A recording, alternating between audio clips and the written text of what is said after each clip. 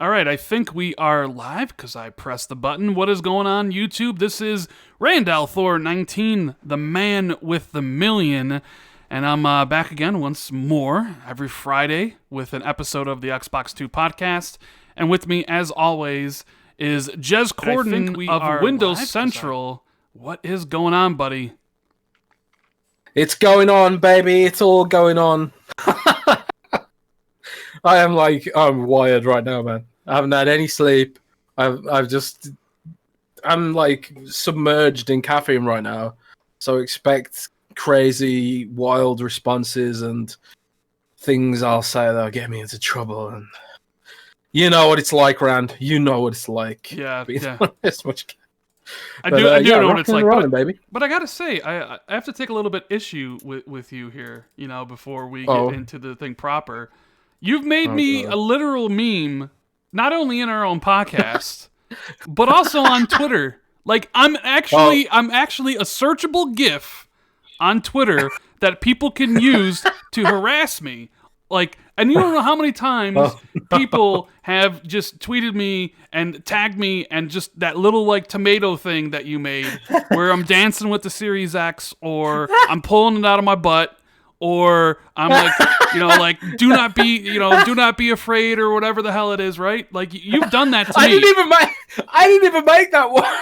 Someone else made that one.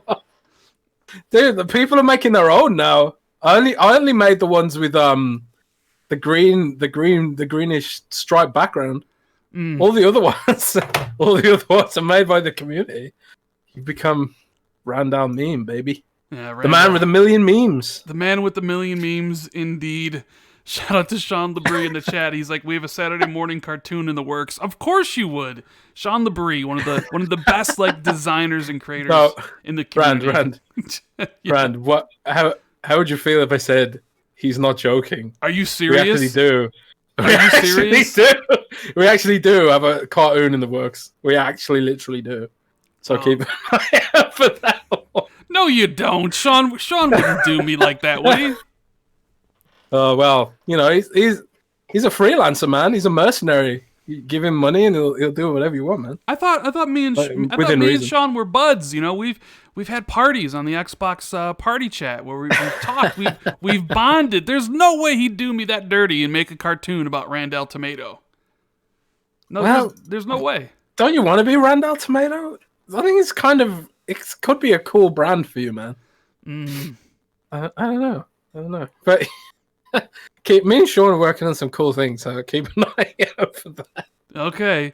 And you did say that if somebody could get Randall Tomato into the Xbox FanFest stuff, you'd give him $100. Yeah, the first person that somehow gets Randall Tomato, however you want to say it, into the Xbox FanFest stream, I will give you personally $100. Personally $100. Okay, we'll keep that in mind. Shout out to Aaron NJ94 for becoming the newest member, and as well also as I forget who became a member earlier in the channel, but I did thank him in chat. Thank you guys for supporting the channel. The join button is right next to the subscribe. If you want to get access to all these awesome emotes that Colt Eastwood made, and who knew that I did say it. Who knew? I'm going to get demonetized on this video by saying that word. Who knew that Randall Tomato would become such a meme? Anyways, we got a big podcast this week. Like, I don't know. Like, I wasn't really expecting a lot of news to drop. But it seems like Microsoft and Sony are like, all right, we're less than a month away. News. Like it just kind of a lot of stuff this week regarding many different things, right? One being, we were even, not me personally, I wasn't involved in it, but someone took a clip of last week's podcast and cut it up to make it sound like your Xbox Series X was going to keep your room warm during the winter. So we were kind of involved in that Xbox Series X overheating drama, that FUD that certain people were spreading online, The drama. Yep. So the drama. Yeah. Always the drama. Commander Shepard says, you were right, Jez, you were right. EA is consistently great at disappointing its fans, especially its fans. Apparently, they have once again delayed the release for Mass Effect Remastered Trilogy. Well, they never announced the launch date, did they? They never even announced that it officially exists. Well, you can't delay something if it hasn't got a launch date. Yeah. It just means that it's still not ready. Yeah. I would rather they take the time and get that right than rush it out and it sucks like the Silent Hill HD collection. Come on, guys. You want that to be done right, surely. Yeah, surely. Surely. Gods and Geeks says, hey guys, appreciate the show. It's been fun watching you grow over the years. Keep up the good work. When are you coming back to RDX? Whenever dealer wants me to. Well, actually, that's not necessarily true. I can actually join RDX whenever I feel like it. I'm one of those I have one of those roles in his Discord where I can jump into the podcast whenever I want. But normally, if dealer wants me on, he can, he can ask. He always asks. And, he's had a lot of guests recently, and, I don't want to barge in on the conversations, Everybody's got a voice there. Cold Eastwood, D, Fonz, Lil Baby Zalker, I don't want to add into it and just talk over people, so I usually don't join unless asked. But, man, we got a lot to talk about, Jez. The Series X overheating stuff, Microsoft dropping the new ad today to start off their campaign for the Series X, FanFest being announced, Xcloud is coming to iOS, and then there's the whole PlayStation 5 stuff. The PlayStation 5 Teardown, and the whole, debate about the one screw. We're I thought I was living in the Twilight Zone on what day was that? Tuesday, Wednesday? I saw so many people arguing about a stand and a screw online, and I haven't really given my thoughts on it, so, you guys are going to have to wait and hear that. I will be taking an L, though, on the PlayStation 4 backwards compatibility. I don't really take many L's, but I'm definitely taking a huge fat L on that one. But it's a good L because it's a great thing for PlayStation gamers. So we got all that to talk about, obviously. So if you guys are enjoying the show, make sure you hit the like button, the subscribe button, the notification bell, all that good stuff. Share this out on social media so people know we're live. And before we get into those topics, like we do every single week, we're going to talk about the games we've been playing. So, Jez, I know you've been playing Series X, probably nonstop. You're loving it, Monster Hunter, whatnot. Is there anything new you could share about the Series X or any of the things you've been... I've seen you tweet that you started playing Star Wars Jedi Fallen Order, so... Yeah, I have been playing some things that I can't talk about, so you'll have to wait till next week for certain embargoes to lift before you hear about some of the games I've been playing. However, yeah, I have been playing a lot of Monster Hunter because they added new stuff to it again. 500 hours played almost in that game. That has been the best supported live service game of the gen, I think.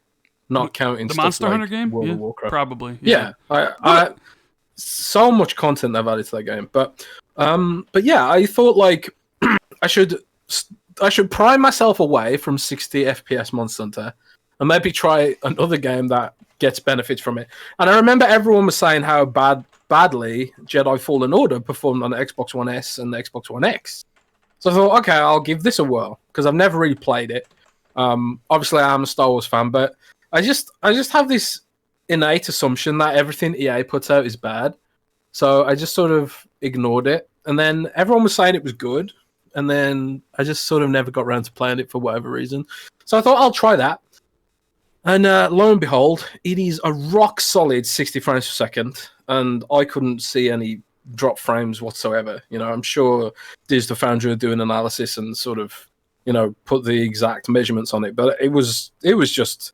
And this is in performance mode, mind. So it was 1080p, right. 60. Because when I played it last year... 60 frames. When I played it last year in performance mode, it was hovering...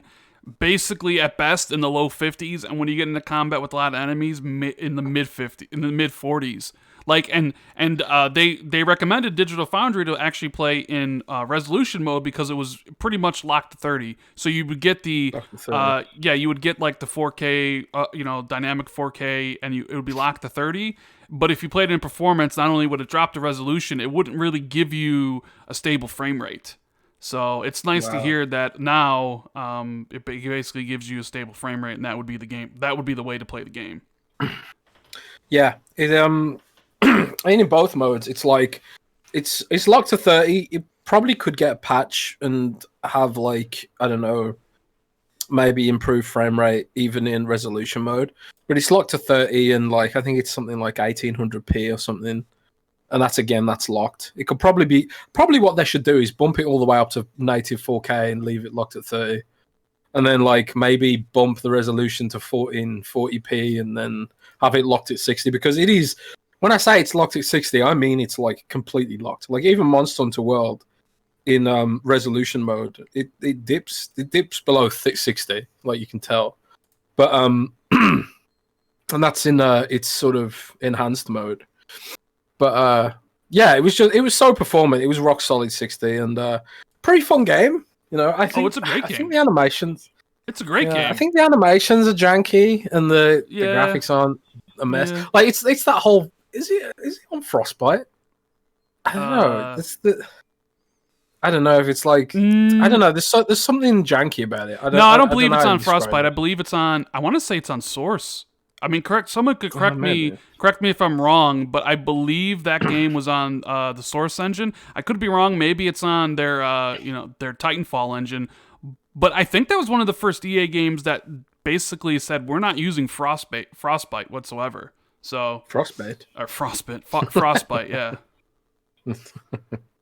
Well, fair enough. But like I just think there's something kind of janky about it. It almost feels like more like a proof of concept, kind of like people are saying it's on. Our buddy Sam Tolbert says it's on Unreal Engine 4. So why was I thinking it was on Source? Did they make a game on Source Engine? I don't know. I was confused. Yeah, Titanfall was on Source. Oh, okay. That must be the reason why then. But the animations aren't that impressive, and some of the character models look a bit off to me.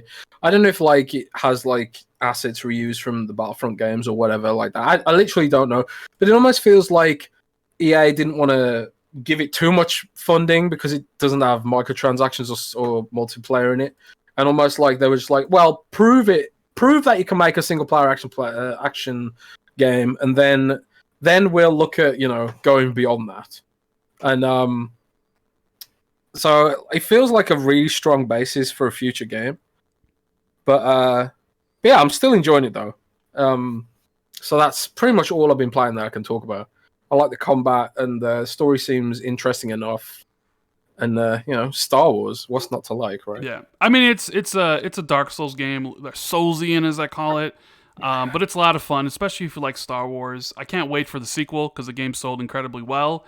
So is that like the only thing you really want to talk about game wise on Series X? You want to talk about anything else? Oh man, that's pretty much all I can talk about without breaking some embargo, probably. So we'll just have to leave it at that for now. But what have you been playing, man?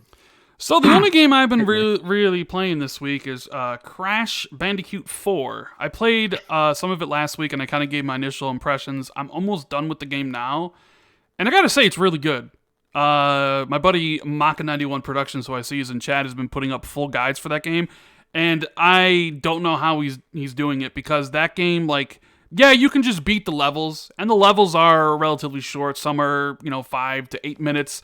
If you die, obviously they'll take you longer because one of the things about it is the game can get a little frustrating with the way the checkpoint system is kind of set up in this game. Like the previous Crash games, you had lives, right? And if you ran out of lives, you'd have to like start back. But in this one, they added that a modern setting where you have unlimited lives. And while the game is a little bit easy in the first couple levels, when you get to the later levels, they throw a lot of stuff at you. So it's very easy to obviously like fall off a cliff or mistime a jump, especially with the perspective sometimes where you're not sure if you're about to land on a really small platform, so you die. And if you get hit by an enemy, you'll revert back to the checkpoints, and they're spread out. And so what they do is if you die a whole bunch of different times on a checkpoint, they'll give you like a mask, which will let you kind of absorb one hit. So and the more you die in a checkpoint, they'll even give you like essentially a mask that lets you absorb 2 hits. So like as I've been playing the game, like the platforming's great, except for maybe the perspective issue. Like there's so much visual stuff going on in each of the levels. Like it's really ridiculous how much they packed in. Runs at a very solid 60 frames. I believe they just also announced that it is getting updated for next generation for the Series X. So if you guys may want to wait, maybe it runs at native 4K on next gen. And once you like beat a certain boss, it also opens up replaying the levels inverted with like different like color settings essentially. Like there was this one where it was completely dark and the only time you could see was if you spun, kind of like sending out like a sonar wave like a bat, or a level where like it's the color isn't like filled in, so when you spin it like sprays color everywhere, right? So they kind of give you that replayability of going back and replaying the game, but like a little bit inverted. And then they have all the different time trials and stuff. But what Maka's been doing is like getting all the clear gems. So each of the gems in each level, it's like you have to get over 80% of the like little apples or whatever, and you'll get 3 clear gems for that. There's always a hidden gem, and then there's a gem for basically not dying more than 3 times. And then also for destroying all the boxes. So basically, you have to go through these levels. You have to collect as many of the apples as you can while destroying all the boxes that you can. And if you screw up, like say you mix the box, like, well, you can't. You basically you have to restart the level and try again. So it can be a little difficult. Like I couldn't imagine all the time put into doing that. But like I'm really enjoying the game. Although if you're not really much a fan of Crash, maybe wait for a price drop. It looks like this game might not have sold very well, and judging by some of the charts. So that's what I've been playing. I really do like Crash 4, and I'll be starting Star Wars Squadrons soon because I kind of wanted to see what that game is all about. So I'll probably talk about that game next week. Oh, I did play Star Wars Squadrons, you did? but I was really drunk. It was really drunk. Yeah, that was last weekend. I did play Star Wars Squadrons. It is tough, man. It is a tough game. If you're not familiar with sort of like, 4-dimensional flight controls, it's tough to get into. I kept trying to muscle memory into Elite Dangerous controls because the controls are slightly different. I kept messing up. But man, it is so satisfying and spectacular when you like outplay someone and stuff like that. It's a really, really cool game. And it seems to be doing pretty well. There are some like complaints with how it supports flight sticks and stuff on console right now, and they are trying to fix it. But I think like if you're interested in flying games and stuff like that, these kind of games don't come along very often. So on that basis, you're drinking it's pretty and flying? Damn cool. That's not something you should do, Jazz. Drinking and flying, right? Yeah, I guess. But like you got droids to help you. That is true. Right? You do have droids. So Star Wars Squadrons, Crash Bandicoot 4. So that's what we've been playing this week, and I know a lot of people want us to get us to the juicy topics. So make sure you hit the like button and share this podcast out. Okay, where do you want to start off with here, Jez? Because we have a lot of stuff here. I guess I'll start with something small, and we'll work our way up to the nitty-gritty.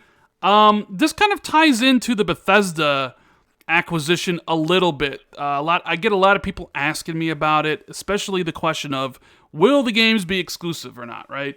Like, I don't know, but my prediction has been they will be, obviously, unless there's some sort of, pre-existing contracts, right? But people noticed that the ESRB had rated a Dishonored and Prey collection alongside a Wolfenstein collection. Even though those are out both right now on the PlayStation 4 and the Xbox One, they rated it for the Xbox Series X, but they haven't rated it for the PlayStation 5. Now, normally, when games get rated by the ESRB or any of these other ratings agencies, they always rate all the versions at once. So people were a little curious about why this collection was rated for the Series X, but wasn't rated for the PlayStation 5.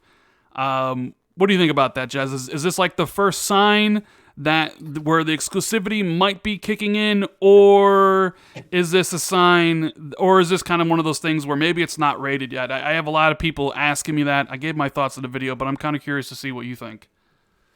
I'm kind of like you. It's my belief that those games will be exclusive. I don't have a document sitting in front of me from Microsoft's finance department saying these games are exclusive, blah, blah, blah, which is why I haven't wrote it up. That's why I always say we discuss rumors and opinions and predictions on the podcast. But like anything I know, I'm going to break on Windows Central because, that's what I get paid to do.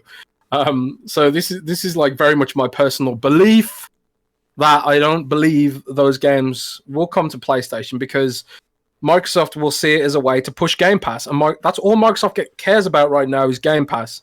And if PlayStation doesn't have Game Pass, then it doesn't have Microsoft Studios games, with the exceptions of Minecraft, because, Minecraft is Minecraft. Again, could be totally wrong. It's just my personal belief. But I do think it lends credibility to that belief when you start already seeing collections get rated for Xbox but not PlayStation. And sure, it could eventually get rated for PlayStation as well. Again, don't know for sure. But personally, yeah, I believe that this is the first sign that those games are going to go exclusive. I keep seeing like journalists say, "Oh, Microsoft needs to make their money back." And it's like, no, they don't. They're $1 trillion market cap company. They don't need to make money back for squat. If they were like struggling for cash flow and stuff like that, it'd be like, yeah, maybe. But it's not like that. This is a long play. This is about growing a new business. This is about, the early days of Spotify where you spend, and then build up to the point where it's like all of a sudden you flip from the red into the black by orders of billions of dollars, When your company gets to a certain size, you can go from like billions of dollars in the red to billions of dollars in the black in the blink of an eye, So this is a completely different scale to a lot of console-oriented journalists are used to, But roundabout sort of way, yeah, that's what I believe, man. But we just have to wait and see. Yeah, you don't know for sure. Question: we got one from Sean Labrie in the chat. The Falconeer, which I don't know if you know much about this game, Jazz. Do you? You know anything about the Falconeer? Yeah, I know. I played it. Oh, you played it. Okay, well that's good. It. He wants to know if the game. I know a fair bit about it. He wants to know if the game is coming to Game Pass day one. Oh, I don't know that. See, I wanted to say yes, which is why I asked you, because I have it in my mind that game was announced for Game Pass for day one, but I'm not 100% sure. So I was trying to kind of like Google it. So I don't think it is.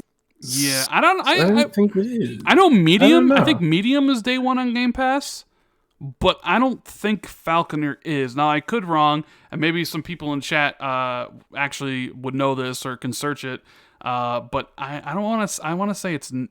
We have Felix saying that yes, it's day one, and Mr. Orange saying yes as well. So it's weird though. I feel like if it was, it'd be easy to find on Google, because right now I can't find it. But then 9Live says it's not coming to Game Pass. So and then we have Justin saying Falconer was announced for Game Pass.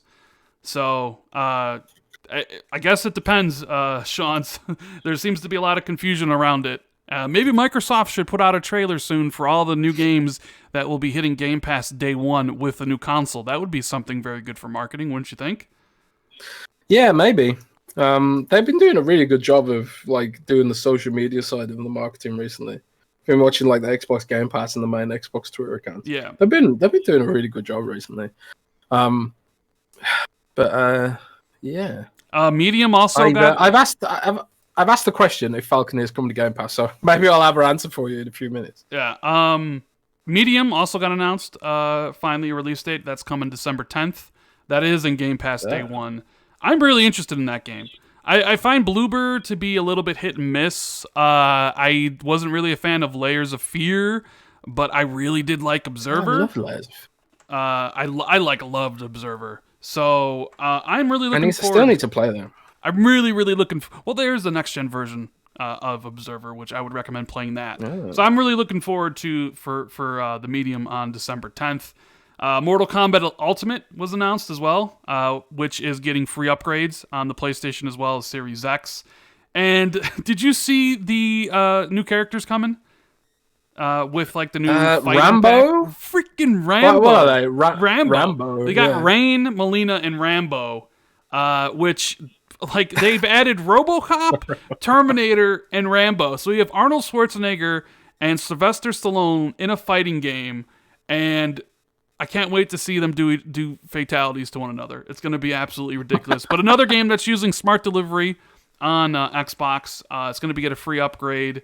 Might have to revisit that game. I haven't played the new campaign yet. I did beat the original, and it's a fantastic fighting game. So, see, that's another game that I never got around to playing that I really want to play. But at the same time, fighting games intimidate me, man.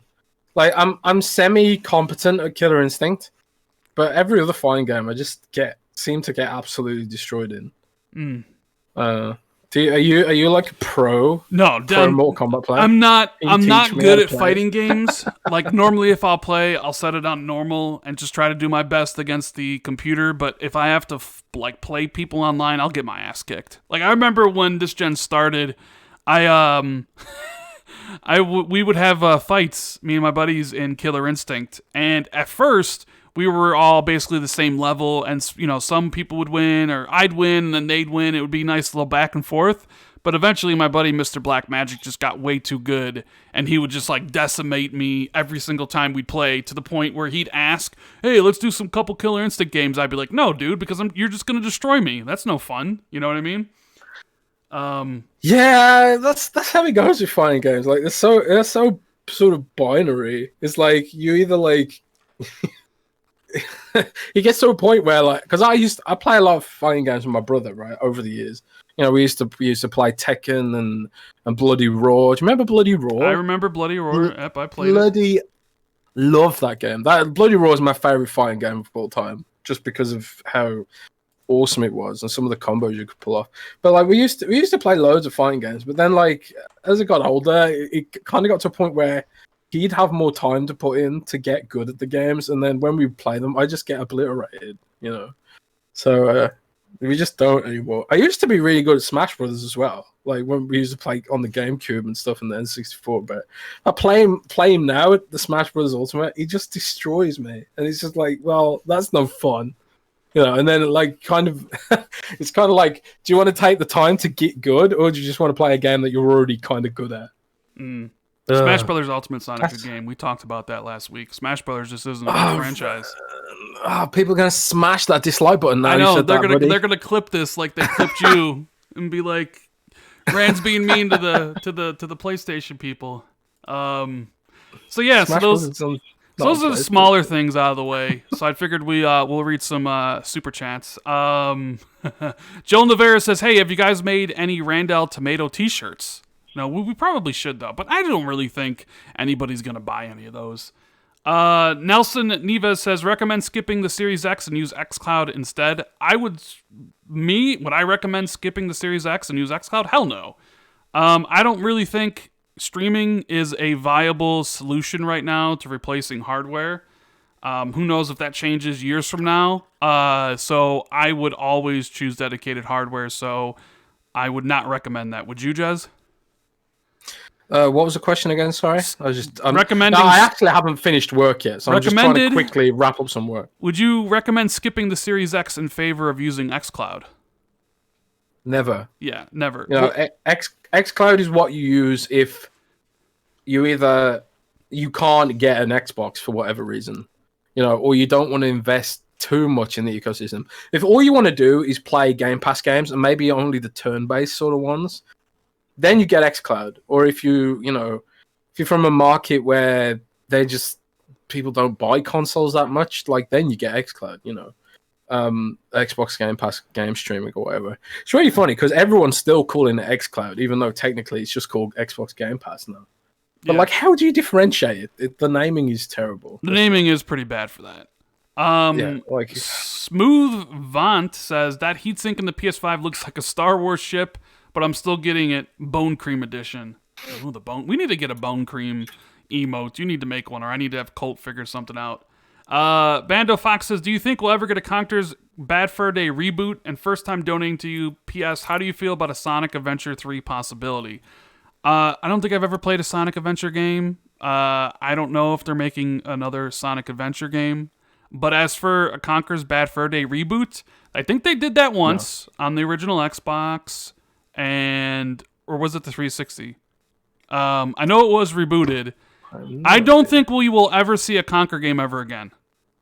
I don't think Rare's definitely seems to be not interested in working with their old IP. And if there was a franchise of Rare's that they wanted to bring back, it would be Banjo or it would be Perfect Dark. Not Conker, I'm sorry to say. You got any thoughts on that, Jez? I don't think, you're not going to see Conker come back. It's just like, they need someone who actually passionately wants to bring it back. They need someone to actually pitch Matt Booty with like a plan of why they need to bring it back, why it's going to be good and stuff like that. It's like the way games get greenlit at Microsoft or any major publisher is like, it's almost like a political election. There has to be like enough people behind the idea to even get it seen. And there has to be like a comprehensive plan. Like you guys might have seen the Sea of Thieves demo that they presented to Matt Booty and Phil and all those guys when they originally made Sea of Thieves, and it was just these blobs on this textureless prototype ship, with all no textures or nothing. It was just a complete prototype, and to put that together, it's not just one guy just sitting there like, oh, let's make a Conker game, Like a whole team of people needs to back that idea, and then they need to pitch it to the Xbox higher-ups, and then the Xbox higher-ups need to say it's a good idea, and then they need to go through with it. It's like there's this whole political process that goes into getting the game greenlit, and I just don't feel like there's enough demand in general for that kind of game. Yeah, so I don't think so. I'm just gonna crush all the dreams. We're gonna crush those dreams, just like I know a lot of people are expecting a Killer Instinct 2. Which they should make, but I don't think they're making one right now, unfortunately. I think Killer Instinct 2 is a case of like needing the right dev at the right time. Because I don't think Microsoft has an internal dev. I don't think Microsoft has an internal dev that could really make that game right now. I mean, certainly they have like, Ken Lobb and Adam Green and stuff, and people who know the franchise and could build it out from a top level. But like the actual people, like your Double Helix or your Iron Galaxy and stuff, they're not available. So which stinks because that's a case of getting. Well, it stinks because Iron Galaxy did such a good job with like season 2 and 3 and stuff that you would think why not work on Killer Instinct 2, but apparently they had other projects. Which is unfortunate. Whittier. Yeah, Iron Galaxy did a really good job. I feel. Yeah, Whittier says, "Hey, remember?" By the way, before you answer that, I've got confirmation that the Falconeer is not currently slated for Game Pass. There we go. See, a lot of people were mixed in the chat. Like some said it was, and some said it wasn't. So there you go, official from Jez. It is not scheduled for Game Pass. So, but if you want it in Game Pass, pester Phil, I guess. Yeah, I guess pester them. Wadia says, hey, remember when a leaker said that there would be mic drops at the July event? Do you think those mic drops happened in the last 4 or so weeks? No, I think when that guy said mic drops, he was literally making crap up. A lot of people do that with a lot of leaks and stuff. They're just people trying to get attention. I've literally had somebody pretend to be a member of the Xbox marketing team and DM me a list of their August event with everything they were going to show off. I remember when I showed you that, Jez, and we had a nice little laugh. Oh yeah. It's like someone's personal wish list, man. Yeah. So it's basically some people just want that 15 minutes of internet fame, or maybe someone like me or someone else to run with the story and say it's true. No, that guy was obviously wrong. I mean, he said that the freaking Series S was going to be $199, and that was never considered once. So I mean, no, that guy was wrong. RDX Devin Nunez says, "Hey, what RDNA 2 feature is the PS5 missing?" I mean, I don't know if it's missing any feature, to be honest with you. They said RDNA 2, so I'm just gonna assume it's RDNA 2, right? Yeah, I mean, until someone tears the thing apart and says otherwise, there's no reason to think that they're making it up, that it's RDNA 2. I don't know where, because I don't follow PlayStation as much as I follow Xbox because it's not my job. So I do get a warped view of PlayStation and I saw all the rumors and memes about PlayStation flying around, and from people I talked to, I thought it actually wasn't RDNA 2 because just of the way everyone talked about it. You know, I thought that's what I thought, but it is RDNA 2 apparently. Yeah. Oh, and so, I gotta give a big shout out to Snowbike Mike, the host of the Kind of Funny Xcast. Just joined the channel, became the newest member. Oh wow, that is amazing, brother. Thank you so much for the support on the channel. It really means a lot, and I can't wait to hear your thoughts as alongside Alana's and Gary's on this week's episode. It's gonna be great. Thank you. What else we got here? How am I following Snowbike? Frost did that S. I'm not going to say the word twice because I'll get this demonetized on this. Literally stopped playing Jedi Fallen Order back in July because of the frame rate. I was savoring it just for the sweet Zen 2 CPU on Series X. Well, yeah, if you've been waiting, Jess says it runs extremely well on back and pad on the Series X. Gods and Geeks says Xcloud is for the pooper, Series X is for the home. I guess that is true. Justin Adams says, I want Microsoft to buy Playtonic. Playtonic would be happy to remake sequel Banjo. It's their baby. They could do Conquer 2 if they wanted. They would be a good developer for a Banjo game. The question is, does Microsoft want to make a Banjo game? Which I don't really know at this point. You think with them letting Nintendo use Banjo in Smash, that maybe there was some sort of plans for a Banjo game soon, right? I see, like, when we talk about Banjo and Conquer, like, measuring it on the scale of likelihood, I'd put Conquer down at a 0.5 out of 10 for likeliness of coming back. And right now, I'd put Banjo at a solid 8. A solid 8 bears out of 10 bears. Mm-hmm. Because, like, I don't feel like you thrust Banjo back into the spotlight with such, you know, an explosive announcement like that. I don't think you do that with next-gen visuals and, well, current-gen visuals, whatever. I don't think you do that unless you have some kind of plan to bring that franchise back. Right. If you're putting your franchise into Smash Brothers, it's kind of like you're putting it on the main stage of everyone's, you know, gaming periphery. Yes. I'm running out of words now, but I do think I don't think you do that without having a plan. I do think we see a Banjo game sometime in the future. Elemenapino says, holy crap, that new Xbox Power Your Dreams commercial is addictive. Puts a smile on my face. And we will be talking about that ad soon. And Faisal007 says, it said base RDNA 2 on the Teardown video. It did say that, but I don't know what that means. I'm not a tech guy, so I leave that to the much smarter people. So with that all caught up, let's get into the big topic, Jez. One of the big topics, because we have so much stuff here. Well, actually, you know, we got a little smaller topic before we get into the Xbox overheating and the marketing and the PlayStation teardown and the L I'm going to have to take. And that's Avengers. Did you see the report that came in that said less than 1,000 people are playing it on PC?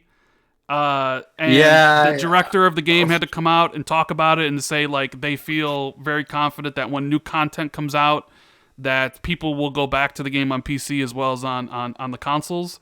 Like, what is it with games as a service games like that? They're not done on time, right? Or they don't have the content, except for games like Apex Legends. But you would think a game like Avengers that leverages that huge IP would be good. But man, like, the game was just as mediocre as you can get and did really nothing special, in my opinion. So what are your thoughts? Well, first of all, I haven't played the game, so I can't really offer comments on why it's failed or whatever. But it does, from looking at it from the outside in, it does seem to be suffering a bit from anthemitis. Let's call it anthemitis. Mm-hmm. So many of these games that chase the Destiny hype trap literally fall into that trap, you know, and fail. You know, we see it time and time again. You know, there's just not many games that can pull that off well. You know, the whole idea of concurrent player bases and stuff like that. And they've clearly screwed it up. And my favorite statistic about this run was that Deus Ex Mankind Divided on PC had more concurrent players than Marvel Avengers. That's gotta hurt. The franchise that Square Enix, they cancelled Deus Ex, the third Deus Ex game, to make this Marvel game. And Deus Ex Mankind Bloody Divided, which is old as hell, has more players than Marvel's Avengers concurrently. That is a tragedy, man. That is like the most tragic thing I've heard ever. Yeah. You know. So as a Deus Ex fan. So I think they should just bloody well scrap it and go back to making Deus Ex games. And Square Enix should get their hands off the studio and give them the tools they need to make a quality game, because clearly they can do it. They've done it before. You know, Deus Ex, you know, Human Revolution was amazing. It was truly amazing. But they wanted to go after the big money. They wanted to go after the games as a service, and they made a game that is not very good. That the end game stuff is very sparse, and you have to be really good in this day and age to pull people away from their other much better games as a service games. And Avengers just wasn't it. And it's funny, like, the population's dying because that really affects matchmaking, because everything you do in that game, you need people for, and it waits and waits and waits until you can find a teammate. Now, you can play through the campaign solo, no problem, but, like, once you get into the endgame stuff, you're going to need teammates. So, I mean, they're going to have their work cut out for them to get people to, you know, convince them, like, yeah, you need to get this game. Like, I don't know if they need to put it on Game Pass. Maybe they need to do, like, deep discounts, like, hey, buy the game for $30 or whatever. But they need to fix that game. They need to make it better. So, like, Fallout 76 has 3 times more players than Marvel Avengers right now. Yeah, it's and that Fallout 76 is the benchmark for a flop, right? Yeah. Yeah, so moving on from that, the Xbox and PS5 stuff. We're going to start with the Xbox stuff. Xcloud coming to iOS, Jez. Well, not officially, but according to Business Insider, who was tipped off to a all-hands meeting that Xbox puts on, Phil Spencer was basically said to people that they will be on iOS. And to really nobody's surprise, they're doing exactly what Amazon's doing with Luna. Luna is a web browser based thing, and Apple can't block it according to their terms that they give developers. So Microsoft's like, well, if you're going to block our Game Pass app and not let us, let people stream the games because you want each individual game to be its own thing and rateable and all that stuff, even though you don't do it for Netflix and songs and Spotify's and all that stuff, then we're just going to get around it another way. And that's exactly what's happening here. And Tom Warren at The Verge said also that it's coming to Windows 10 PCs as well. So Microsoft's goal of reaching 3 billion gamers continues, and it'll be on iOS next year at some point. Which, not a surprise. It's pretty good, right? Yep. I mean, I heard this quite a while ago, that basically what the current situation is, and this is what I heard, didn't have it on paper or anything, but this is what I heard was the reason we don't have it on PC right now is because Microsoft was expecting Apple to allow it, and they thought that they'd interpreted Apple's guidelines in such a way that xCloud would be allowed. And, they allow Netflix and Spotify and other subscription-based media content delivery platforms, so why not xCloud? And to their surprise, Apple blocked it, and blocked it aggressively with extreme prejudice. So basically, they pivoted all of their devs for xCloud onto the web version, because getting xCloud onto the web kills 2 birds with 1 stone. If you get it onto the web, you can get it onto any Android device, not just specifically Android 6 and above. You can get it onto any iOS device, and you can get it onto any PC. You can get it onto any Chromebook. You can get it onto anything with a web browser. So, and a Bluetooth stack. So there's that. It just makes sense to go all in on that, because it means they can hit every screen out there. And I suppose the fact that Amazon's done it as well just sort of creates extra, impotence to do that. Yeah. So you will get it on iOS finally. It won't be a perfect native experience, but no, it probably won't be. So if you probably want the better experience to be on Android, but if you do want it, it'll be there in 2021. So moving on from that, Jez, we need to talk about the overheating because we were involved. Someone took the Xbox 2 podcast and clipped it and made it seem like it was the Series X was a fireplace. Don't you kind of feel like kind of crappy that somebody did that to the show? Because I did. Because I was like, what kind of bullshit is this? You know, because it's not like it was you just said that, right? It was 10 seconds, whatever. You went on to explain how the system is cold to the touch, how there's no difference the amount of heat that it puts out from the One X, and basically explained like how your setup works. So you don't have AC, so like it gets hot because it's just hot air, but it's nothing to be concerned about, and you want hair to come out, you want the hot air to come out. Like there was this whole explanation that you went into, which I included in my video that was about 3 to 4 minutes long, and I really hate the fact that someone decided to clip 10 seconds of it so they could push it for their agenda for likes and retweets on Twitter. It just cracks me up, right? Because first, these people listen to the show. So thanks for your support. Yeah, thanks for the view. You're listening to our content. I ain't listening to yours. Well, they don't even have content. They just make Twitter posts that nobody cares about. If they make content, nobody would click on it. It's easy to get likes and retweets on Twitter, boys. It takes 1 single second to click on something. It's a lot harder to get thousands and thousands of people to watch a show or watch a video. But I was just like not surprised, you know, because people are so in their feeling. It reminds me of 2013, man, when the Xbox One came out, when the Xbox One X came out. People get all in their feelings, and they're like, "Oh no, there's a plastic box I don't like, Rand. There's a plastic box I don't like, and I'm a grown adult, but it's still this toy offends me, and I'm gonna spend the energy trying to, you know, attack this box and the people who like it." So it just kind of cracks me up. But I felt bad for the Xbox team because my comments have been misrepresented, and it made it sound like I was downplaying their engineering. Because let's be frank and completely transparent, the Xbox One Series X on paper is a better system than the PlayStation 5. It's like Tom Warren tweeted out as well, and I completely agree with him. They've made a more powerful system in half the volume. So, you know, you can't really deny that Microsoft's engineering efforts haven't paid off here. But yeah, it's like I said, it's cold to the touch, and the heat comes out the top, which is like it's meant to. Like on a gaming PC or a laptop, you don't want the heat in the device.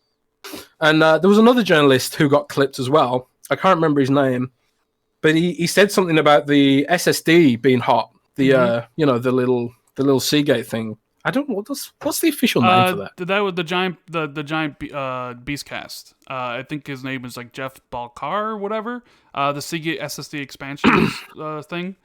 He kind of like the expansion card. He kind of was like, "Oh, it's hot and the system's toasty," but some articles mentioned that he burned his hand on it, right? Like it was just like thing that like, you know, like it's like Indiana Jones, and there was like you know, that like staff thing where the bad guy grabbed onto and it like burned it into his hand.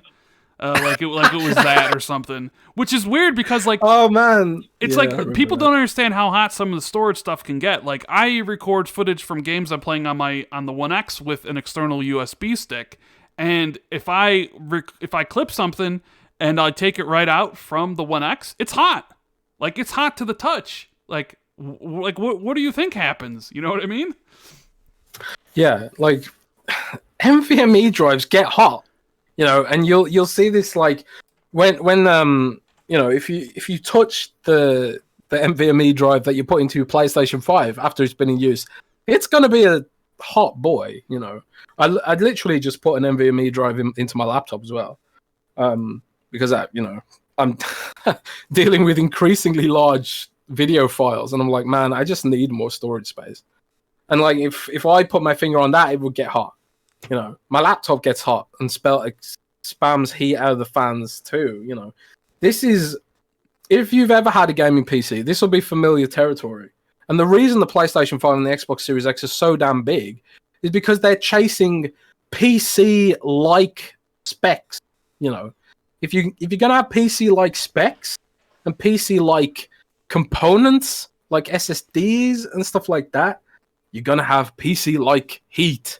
You're gonna need PC-like airflow, which is why those consoles are big boys. You know, and Microsoft squashed theirs into a sort of Mac Pro finish. And PlayStation wanted to go with the, tried and tested long boy design, but they've had to make it a really long boy design because they need the airflow. It's a long boy, man. It is a long boy. It's a torso-sized console, and people are laughing about the size and stuff. But man, I would rather have a console that was big than a console that caught fire, or overheated, and that's why they're big. And that's why people need to just deal with it. Yeah, I mean, the systems are like the PS5's 10 teraflops, the Series X is 12 teraflops. They got, Zen 2 CPUs. Like, it's going to generate heat. The system needs a lot of power to run, the thermal breakdowns of it. Like, well, it generates heat, and the heat needs to be carried away so the components inside the systems don't break down and stop working. So it's like you want heat to come out of the top of the system. That's what it's designed for.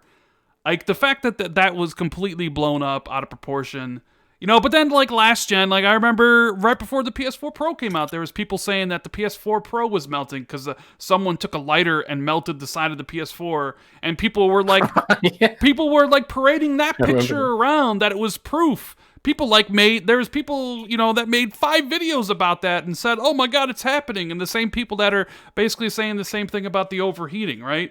It's just people with agendas, man. That's all it really is. It's like they don't want the Series X to be a powerful system. They want it to have some sort of problem.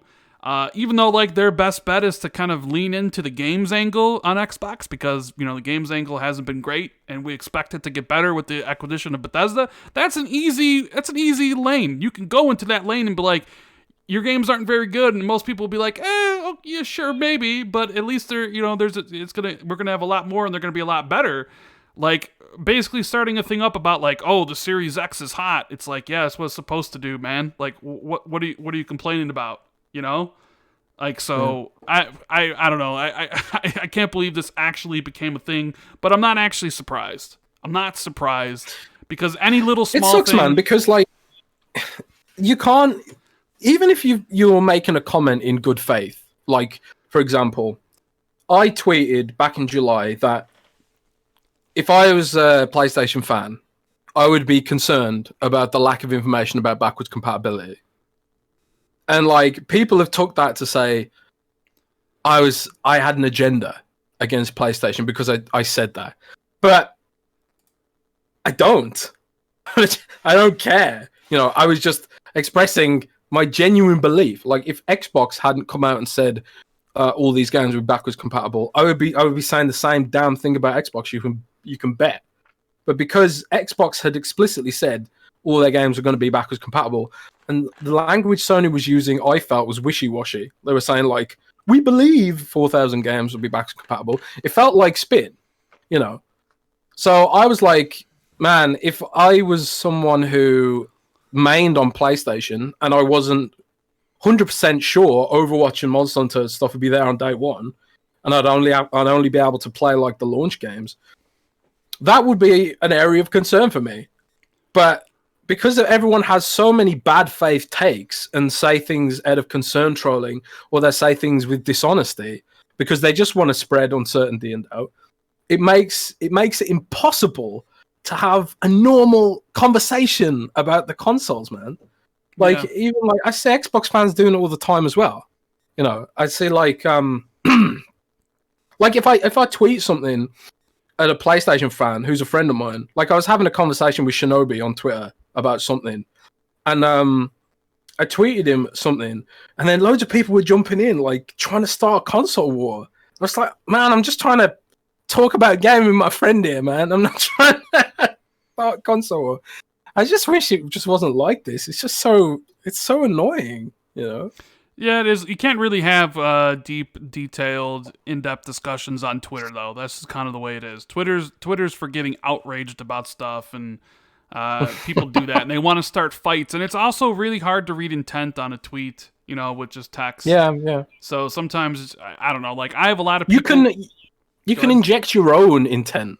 Like you can read, like for example, like when the tweet I was talking about. When I tweeted that, I thought of it in an innocent context. But someone who has an agenda in their own mind, they can read my tweet and be like, "Oh, he said that with an agenda," And it's just so annoying, man. Twitter really is an awful tool for discussion. It really is terrible. But what are you gonna do, man? What you gonna do? Yeah, what are you gonna do? Oh. Indeed. Xbox PR phoning around. Yeah, no. Yeah, so the overeating stuff obviously confirmed not to be a big deal. Aaron Greenberg said it's just kind of like it's the same heat level as the One X. You said there's no heat problems. Jeff Grubb, Tom Moore, and even Young Ye in his video. Austin Evans all said the same thing. Like if there was a heating problem, like a severe heating problem, they just wouldn't give the system to people to use. They would just hide it, kind of like they did with the 360, and then we would all find out at the same time, and then been like, "There's something really wrong with this." So yeah. I mean, you don't know. Maybe in 6 months the thermal paste will erode away and the whole thing will explode. You just can't tell the future. But the fact Microsoft are willing to put this hardware out a month before launch, or even longer in some cases. That shows to me a great degree of confidence. So, yeah. Although I will add, I am intrigued, Rand, about how the system will run when we finally get, like, for example, Cyberpunk with its ray tracing update next year. Yes. Like a game that really, really pushes the system. I'm intrigued about what will happen then, because for right now, I just don't know. And I suppose like there's like Watch Dogs Legion and Assassin's Creed Valhalla, which will potentially push the system. I haven't tried those yet either. So there's still questions to be asked about that whole thing. But as of right now, it's all just bullshit. Yeah. Gamer by Choice says, "Hey Rand, you should keep putting the idea of funding a Splinter Cell and Phil Dominus Maximus Aurelius Spencer said he listens to you. Great show." I mean, I would love for Splinter Cell to come back, and it is in a VR game, unfortunately. That's probably all up to Ubisoft. I don't think Phil or anybody at Xbox is interested in funding a Ubisoft game. So, Commander Shepard says, "Just wanted to say I loved your video of how you debunked all the rumors of the Xbox Series X overheating problems. That one was really good. Thank you." And Aquaman says, "Despite Bungie denying it, what are the chances Xbox reacquires Bungie? Why would Rare bring back Battletoads over fan favorite games like Conker or Banjo?"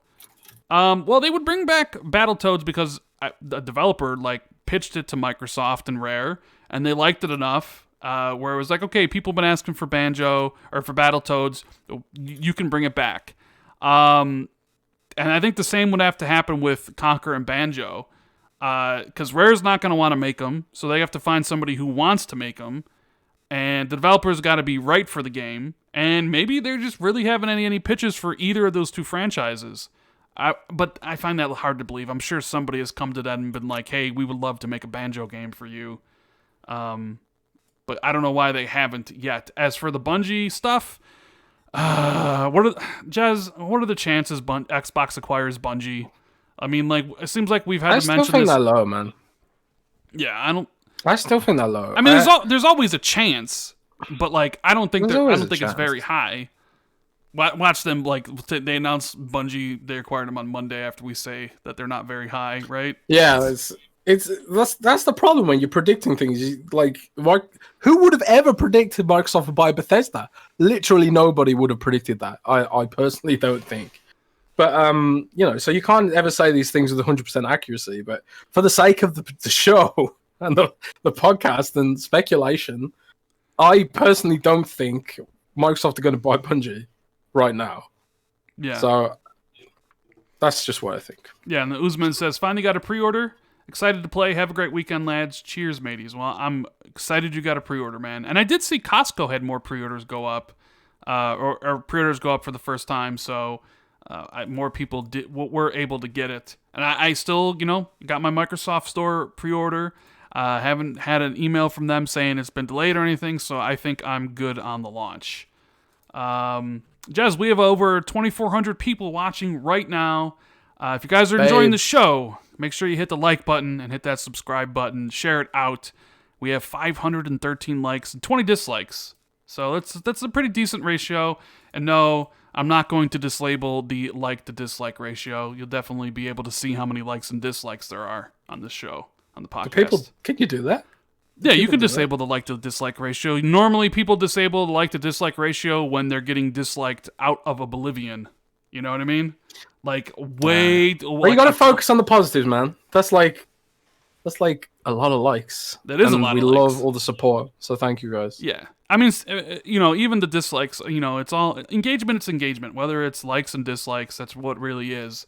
But you haven't seen videos of likes and the dislike counter disabled? It usually happens when a video gets really popular, or someone sends a bigger YouTuber sends their fans to watch the video and hate on it or whatever, and then they just get thousands of dislikes, and the creator will just disable the like to dislike button on it or whatever. Wow. So yeah. Osman says, yes, thanks, Costco. So it looks like he got it from Costco indeed. So, Xbox FanFest, Jez, was announced yesterday for coming back. I think they said we were supposed to find out more information about today, but we haven't yet, so I'm waiting on that, right? Weren't we supposed to find out more info today? I don't know, man. I'm totally scatterbrained right now because of all the workload and stuff. But what are you doing right now? What work are you doing right now? What, right this second? Yeah. Right this second, I've actually just finished work. What were you doing? I just mean I was duty editing, which means I have to. What does that mean? Every weekday, a different person on Windows Central is in charge of checking the spelling, grammar, and links and quality of the articles before they get scheduled. And Fridays are actually my shift. Usually I have it done by 7 p.m., but I had so much other work to do that I've only just finished it now at 10 p.m. Scheduling all of next week's content for the next day. Because next week, Rand, is Amazon Prime Day. Ooh, that's a big day. It's a big day in the blogosphere because everyone's going to be Googling what headsets to buy and all that sort of stuff. So I've got to make sure all that content's up to date. And buy the Lucid Sound LS35X because it is a damn nice headset. Yeah. Shout out to Ryan McCauley. That's not an ad, by the way. Becoming the newest member. Thank you, Ryan, for the supporting the YouTube journey. So Xbox put out this tweet 22 hours ago that said, "We're going digital. Learn more at xbox.com/fanfest for details on how to join and participate in year-round as an Xbox FanFest fan. And one day, we will share more information on how to participate in an all-digital event." So, really, really soon. So, am I reading that correctly? And one day, we will share more information on how to participate in an all-digital event. So, it's been 22 hours, so maybe we find out in a couple hours. Now, they make it sound like there's... I remember we've had this discussion, if there is an event they're going to do later in the year, and the way that tweet's worded, it says an all-digital event. So is it possible Microsoft does one right before the launch of the Series X and S as kind of a celebration, and certain fans get in, kind of like how the NBA has it right now where the fans are in the stands with their cameras on, and then Phil and company would be on stage presenting games, making new announcements. Is that something that could happen here, or am I thinking too deeply into this? I have literally no idea what the plans could possibly be. Have there been any sort of fan events like this?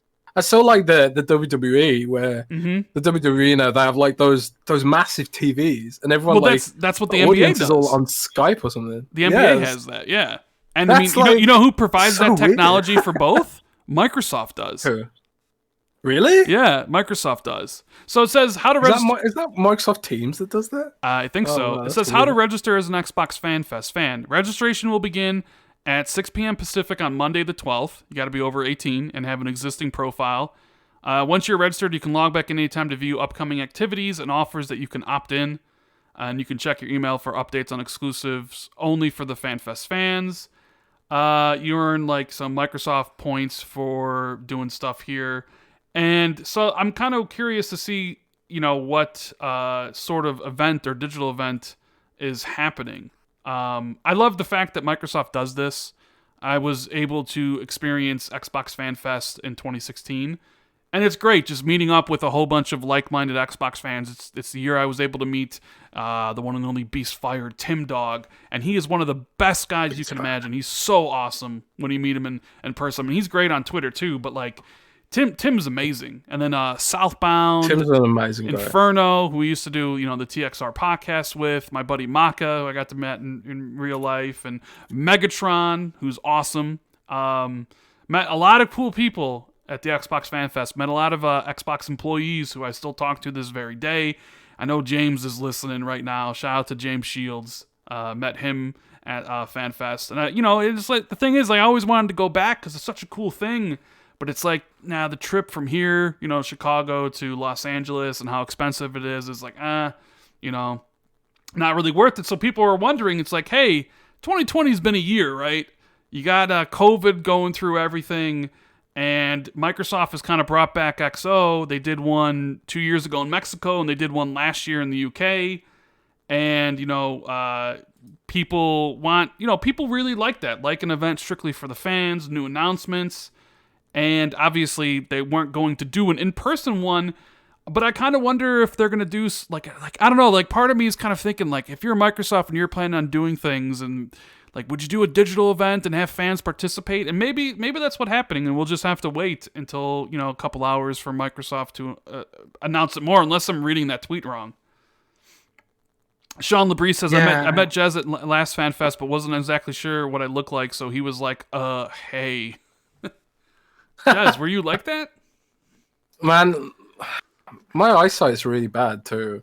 I need new glasses. Like when this happens all the time because I work from home and I always sit in front of the computer. I always forget that I actually need glasses because I don't need them up close. I need them when I'm outside. So when I do go outside, I'm like, oh damn, I still haven't got new glasses. So when I go outside, I just can't see anything ever. Because I just keep procrastinating buying new glasses. So people are coming up to me like, "Oh, hey, Jez." I'm like, "Hi, blurred person." Well, me and you met. That's where me and you met in E3 2016. Yes, we did. We did, but I forgot. I forgot that we met. You forgot. So wait and see what FanFest is. Hopefully, it's something cool. We'll have to see. Are you going to come to the next in-person E3? I mean, I would like to. I mean, is there going to be an E3 next year that's in person that Microsoft's going to be involved in? Probably not, right? No. So, they're not. I highly doubt right now there'll be a real E3 next year. But I think they'll probably at least do some kind of digital E3 because this summer for game announcements sucked. So I hope they at least go back to some kind of E3-like show, even if we can't go in person. But yeah, I cannot see that happening next year. Sadly. Yeah, sadly indeed. So did you see the new marketing ad for the Series X today? Yes, I have opinions about this, Rand. Give me your opinions. Go. Tell me what you think. Man, it's really cool, but I don't get it. I don't get it. You don't get it? I don't get it. What do you mean? No, I don't get it. It's supposed to show you how the Series X powers your dreams. Your gaming dreams. I don't get it. I don't get it. I don't get it, man. What do you mean? What's not there to get? I don't get it. It's one of those There's no gameplay. There's no I don't like those kind of trailers, man. Like they belong in some art gallery or something, or if they're gonna put that on TV, really? They are, yes. I don't know. I mean, Sony's been running very similar trailers for that, and they're all live action.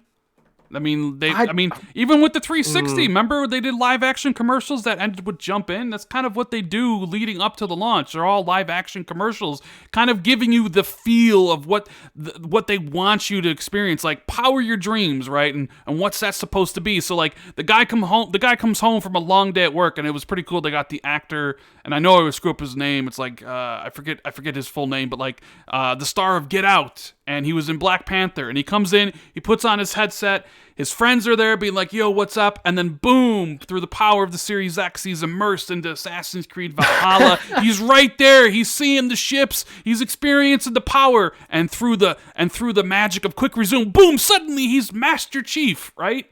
And then boom, suddenly he's experiencing another world and all the games that he can play in Series X, and it's building up his library, and then he sees somebody else who isn't exactly like him, whose gaming is a little bit different, and they meet and touch. Like, I understood the trailer immediately. Not saying I'm a marketing genius, but that's exactly what I got from it. Ran down marketing genius. Man, when I see a trailer, I don't want to sit there with a notepad and try and analyze the imagery. Man, just give me info. Give me empirical data. It was cool, but if I saw that, I'd just be like, what is this pretentious trailer? Man, I hope nobody from marketing's listening. Like, if you're listening for marketing, I'm just being honest, man. I would much rather see gameplay footage from Hellblade we haven't seen, or Avowed, or some upcoming games. Like, all this pre-rendered high concept stuff just doesn't do it for me, man. That's just my opinion. You know, I get cool, it, and trust me, I want to see the gameplay just as much as you do. But like, it's kind of par for the course for a concept trailer like this to exist before it comes out, right? So maybe I'm just like I'm just unaware of the way things are done on TV. I don't watch TV. Well, I don't watch TV either, but like you still see them on YouTube and stuff. But like, so the one thing I really like sold it for me was like, I'm a huge Halo fan, right? And obviously, like, Master Chief and Halo is a significant portion of that trailer, which is awesome but unfortunate at the same time, because clearly Halo Infinite was supposed to be a huge part of this launch, and it just isn't there.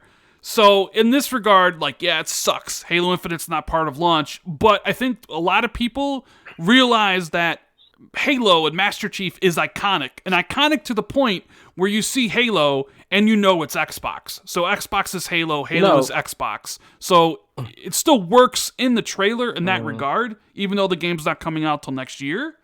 But the one aspect I really did like, and I mentioned this in my video, was normally, or at least most of the time, Master Chief has kind of been this faceless character. People have been wondering for years, what does he look like? And the thing is, he kind of started to buck the trend of voiceless protagonists, because back in the day, you were supposed to be the character. That's why Gordon Freeman didn't talk. It was supposed to not ruin the immersion of the person playing the game as the character. So Master Chief didn't really talk a lot, right? And in this trailer, I thought they showcased it beautifully when he switched from Assassin's Creed Valhalla and donned the Master Chief armor. He became Master Chief. He became Halo. And then he took off the helmet and turned it around and saw himself in the armor. And that was a beautiful way to showcase, in a very simple but effective way, that, you are, a Halo. You are Master Chief. This ad is about you and your experiences. I know that's exactly what it's supposed to mean, and I'm not reading too much deep into the ad or whatever. So yeah, I gotta give a big shout out to the people that came up with that, because it spoke to me. It spoke to me, dude. That whole segment where you were talking is exactly why I don't like it. Well, you have to explain it. I didn't have to explain it. It's literally the imagery. The imagery is the image explains it all. Like, what are you talking about? I ain't no art critic. I ain't an art critic, man. Like, I it's like after the trailer, you were like whipping out a notebook, whipping out a quill, quilling some ink and dipping it in and being like, this is the interesting imagery in this trailer, the nuances and the metaphors, and I think as well, partially is because like I'm not a big Halo fan. I would like if there was maybe some games in there that I cared about represented. maybe it would have resonated with me, like Gears of War or something, or Age of Empires, or God, anything other than Halo, frankly. But there wasn't that much representation from their portfolio either. It's basically just Halo. Yeah. Halo, and Assassin's Creed. Well, I mean, Halo fits both purposes of a game that was supposed to be at launch and a game that obviously Halo just represents Xbox. It's what it is. You would have liked it if it was. It doesn't for me. You would have liked it if it was someone cutting a freaking dude with a chainsaw, or if it was Monster Hunter. You would have been like, "It's the greatest ad of all time." Well, that's exactly it. It didn't resonate with me because I'm not a Halo fan. I don't think that Microsoft should put Halo up on this pedestal when they haven't been able to deliver a good Halo game in ages, frankly. Okay. And like, I know the Master Chief Collection is like doing really well on PC. But again, it's like Halo's been delayed out of the launch window, and yeah, they couldn't change that. So they couldn't change the trailer this late in the game, which is fine and unfortunate. And I think like making the difficult decision to delay and polish was the right thing to do. But at the same time, when that's what happens, you put all the eggs in one basket. Now you've got a trailer which doesn't really speak to the launch lineup. And also, when you put all your eggs in the Halo basket, what about the people who don't like Halo like me? That trailer honestly said nothing to me. I'm just going to be honest. I didn't like it. I didn't like it, Rand. Fair enough. I mean, hey, it's some people like it, some people don't. I see So Shady says in chat that he thought the Series X reveal trailer was better.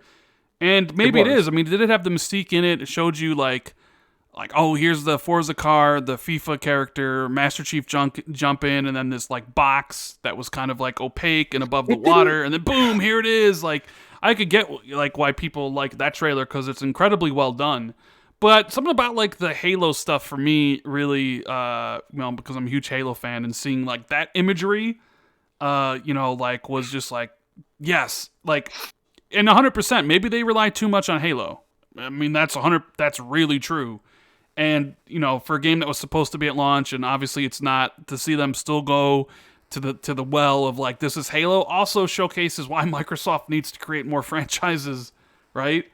Because like Halo's been a thing on Xbox since 2001, and nothing's really eclipsed it, and it's really hard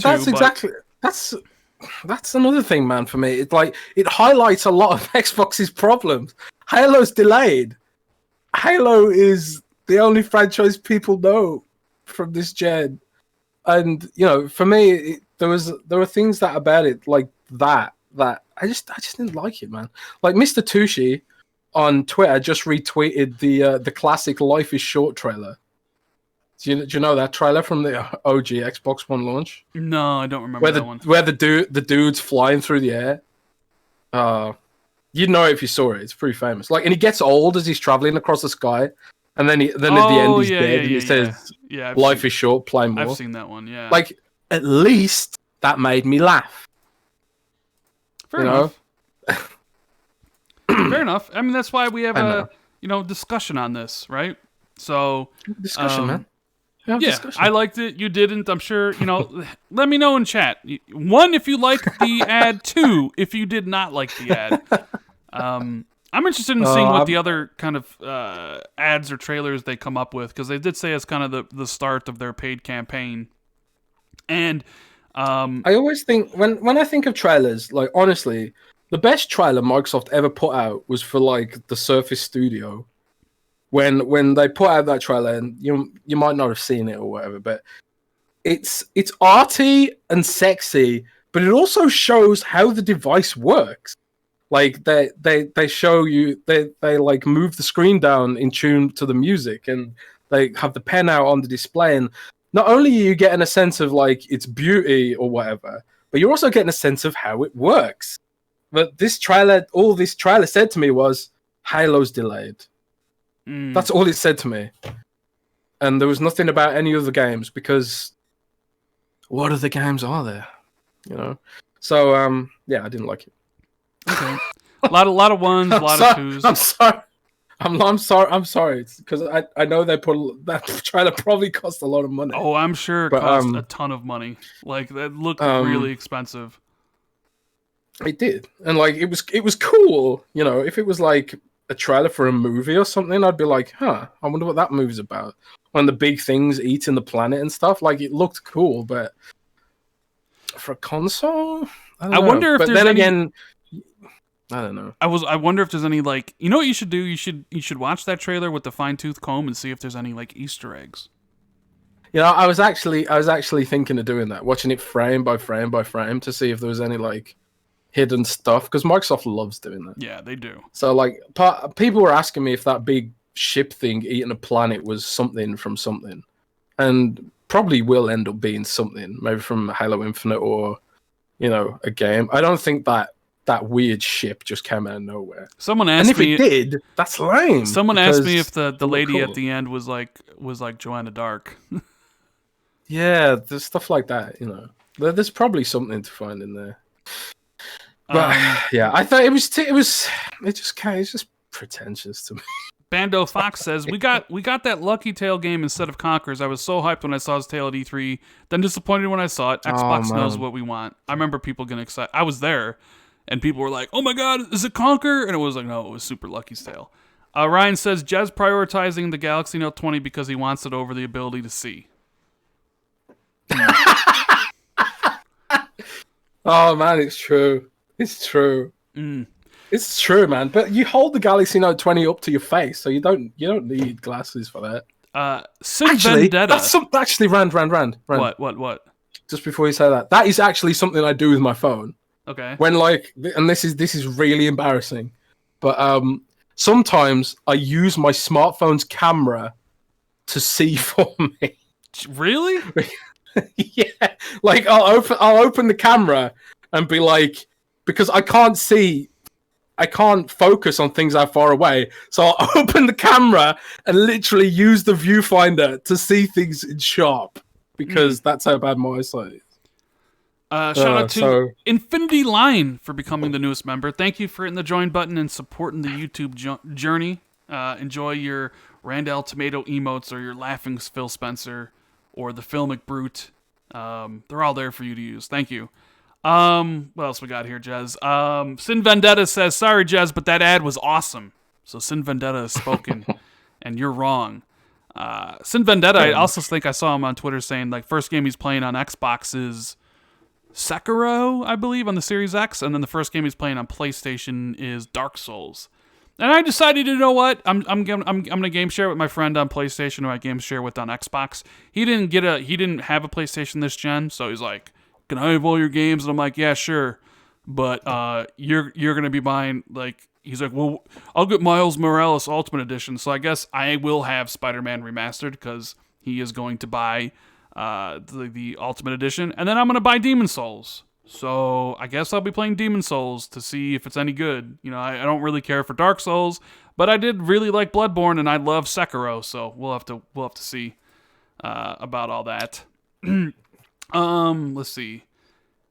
Case by case basis says, believe the rumors about the Hellblade 2 trailer being done. Do you believe, Jez, about the Hellblade 2 trailer being done? Oh man, I haven't heard anything. This again, some of these rumors just sound like wishful thinking, so I believe it when I see it. Believe it when I see it. And Furious One wants to know, do you think Xbox Series S will give Xbox the console sales victory? Worldwide, absolutely not.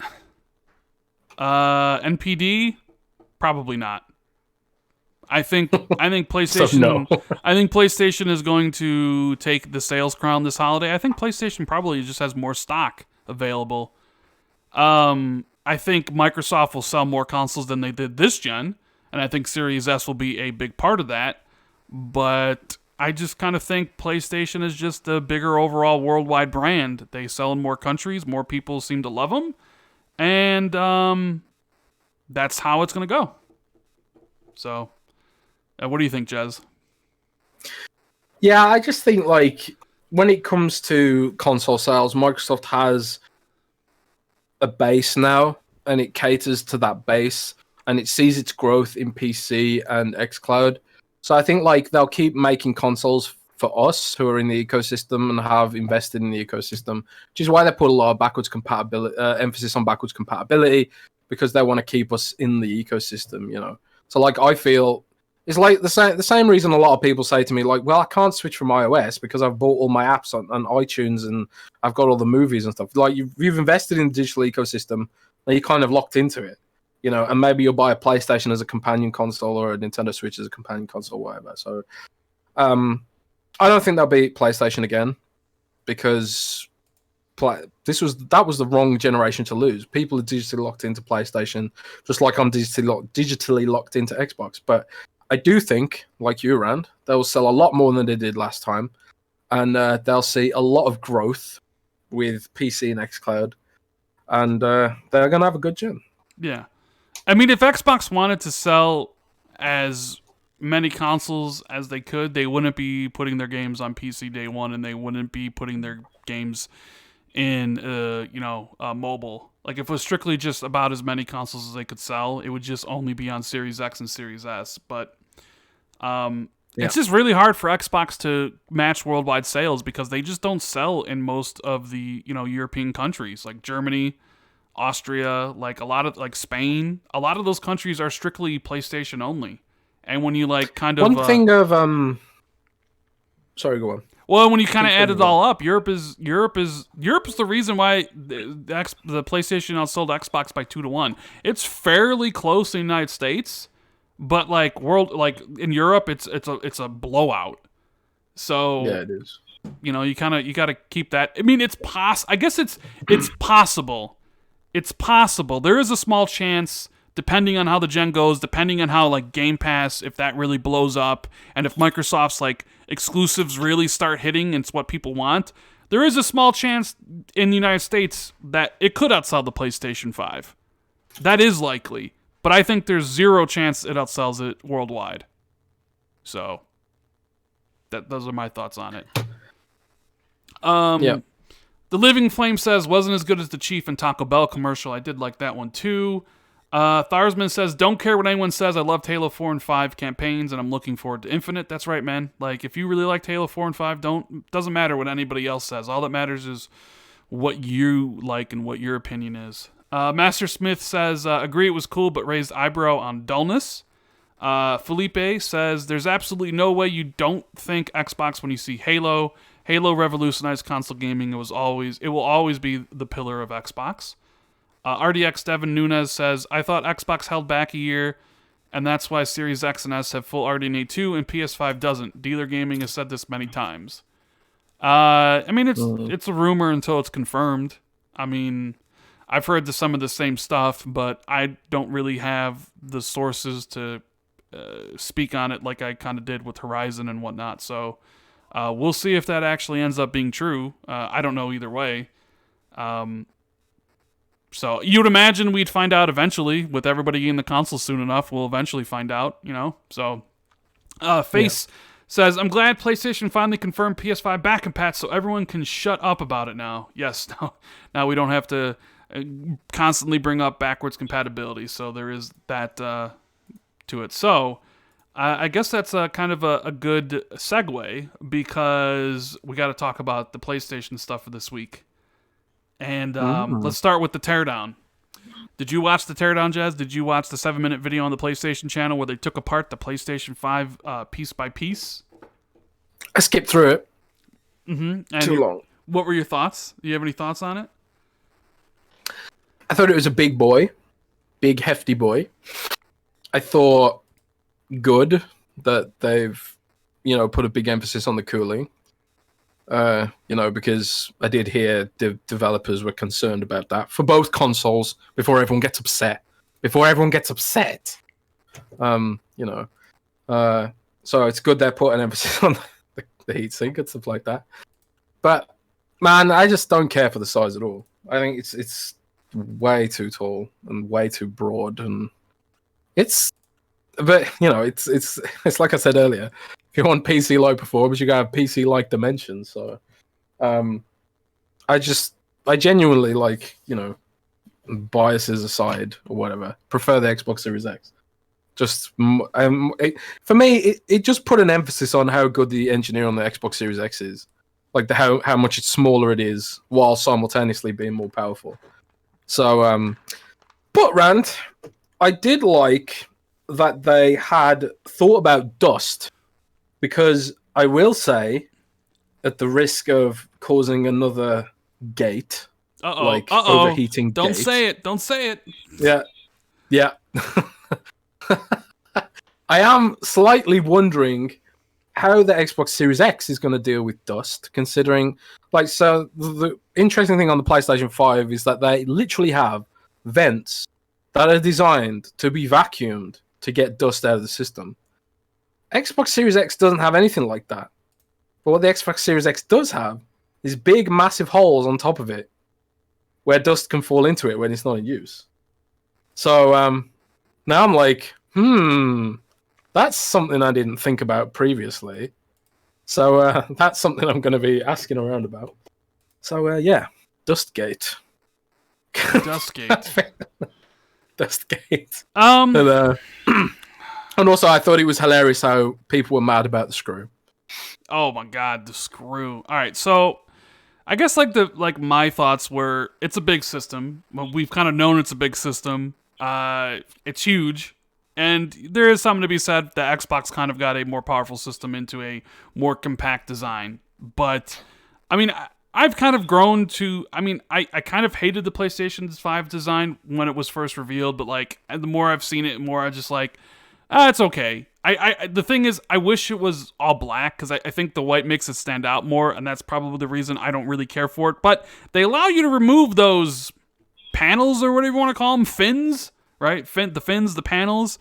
So just like with the 360 faceplate stuff, I would imagine Sony will sell the fins, or maybe a third party will sell custom painted covers. Which, if that's the case, I really want someone to come out with some black ones. The system's just going to go into my entertainment center. I don't really care what it looks like at the end of the day, right? The heatsink is ginormous. I watched Dealer's video where he was making fun of it and said, yeah, this thing can kill a whole family. Because, Jesus, that heatsink is almost the whole size of the entire console itself. Dude, it's again, it comes back to the whole PC form factor thing. When we got our Xbox Series X units in, I said to my brother, "Man, you could kill someone with this thing. They're both heavy boys, you know. It's what, 3-4 kilograms or something? You could bludgeon someone to death with these consoles if you were so inclined to do so. Don't do that. I don't want anyone blaming this podcast for any bludgeonings using the next gen consoles, and also." Don't eat the memory cards. I've been advised by Xbox PR that you shouldn't eat them. So, but yeah, they are large consoles, man. They're very large. I guess what else? Oh god, the screw and the stand. That's kind of been the one thing. I saw Polygon's article where they're the stand is a feat of engineering brilliance. Or whatever they said. What did Jeff Keighley said, he said something amazing too. He said the heatsink is the stuff of legends or whatever, right? Heatsink is the stuff of legends. And so they show, one of the areas where Xbox and PlayStation kind of took diverging paths was the SSD storage solution, if a user wants to use their own. Xbox kind of made it more convenient, and there's really no denying it. It's literally, you buy a card from a retailer, the card just goes right in the back of the system. Plug and play. It's very simple. And PlayStation went for the route of just kind of like how they did with the PlayStation 4, where you can install your own, but it needs to be rated for the PlayStation 5. And it's not as simple as removing it from the PlayStation 4. So essentially, you gotta flip it on its side. You got to take off the top lid. You got to, you got to get out a screwdriver, and you insert it and you close it back up. The thing here is, I saw my whole timeline on Wednesday or whatever was just involved in what I would call Screwgate. People going on and on about it. People saying whatever. I saw people like, the PlayStation guys, like Xbox can't figure out how to use a screwdriver, but they know how to, replace batteries in a controller and stuff like that, right? Like, there are some good memes, and it's just one of those kind of scenarios of like, game, man. Like PlayStation does it, PlayStation fans love it, and then like some Xbox fans hate it. The same thing happens with Xbox. Like Xbox does something, Xbox fans love it, and then a certain section of PlayStation fans hate it. It's kind of the way it is. Like there's PlayStation fans that hate the idea that Microsoft isn't giving people their own option of buying SSD cards, even though we learned from Jason Ronald recently in an interview that Seagate's not going to be the only supplier of the cards. So they're working with more suppliers. There's going to be, different storage solutions. Might be a 500 terabyte card at some point, a 2 terabyte card at some point, and obviously there'll be, degrees of pricing variance depending on the manufacturer and depending on the storage space. And like that's not a surprise. I think we've been saying on the podcast. I mean, they never explicitly said Seagate's the only one who's ever going to make the card. And Xbox kind of wanted to make it more simple, like, hey, you go to the store, you buy it, you plug it in, you're done, you bring it to someone else's house, you can just unplug the card, bring it there, etc., etc. I don't really find it a big deal with what PlayStation is doing. Like, honestly, 99% of the people, well, maybe not 99%, 95% of the people who get a PlayStation 5, and I'm talking when it's all said and done, so I'm talking if it gets 100 million users, 95% of those people are never going to replace the SSD. They're just going to use whatever is there and delete games. I mean, most people only buy 1 to 2 games a year anyways. And so this process of putting in an SSD is essentially a process that you're only going to do once.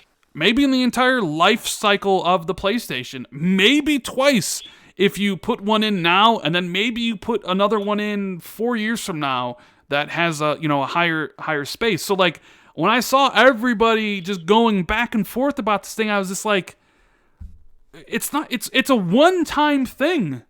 Like who cares that you have to unscrew it once, take the lid off, put the SSD thing in, put the lid back on, and put it into your entertainment center.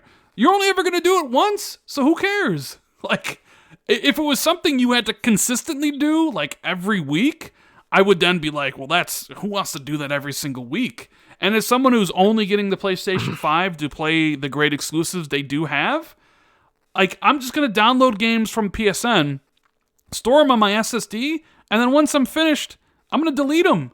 So I'm not going to replace my SSD. So I'm never going to have to fiddle through all that to buy to put a card in there because I'm just not going to need the space.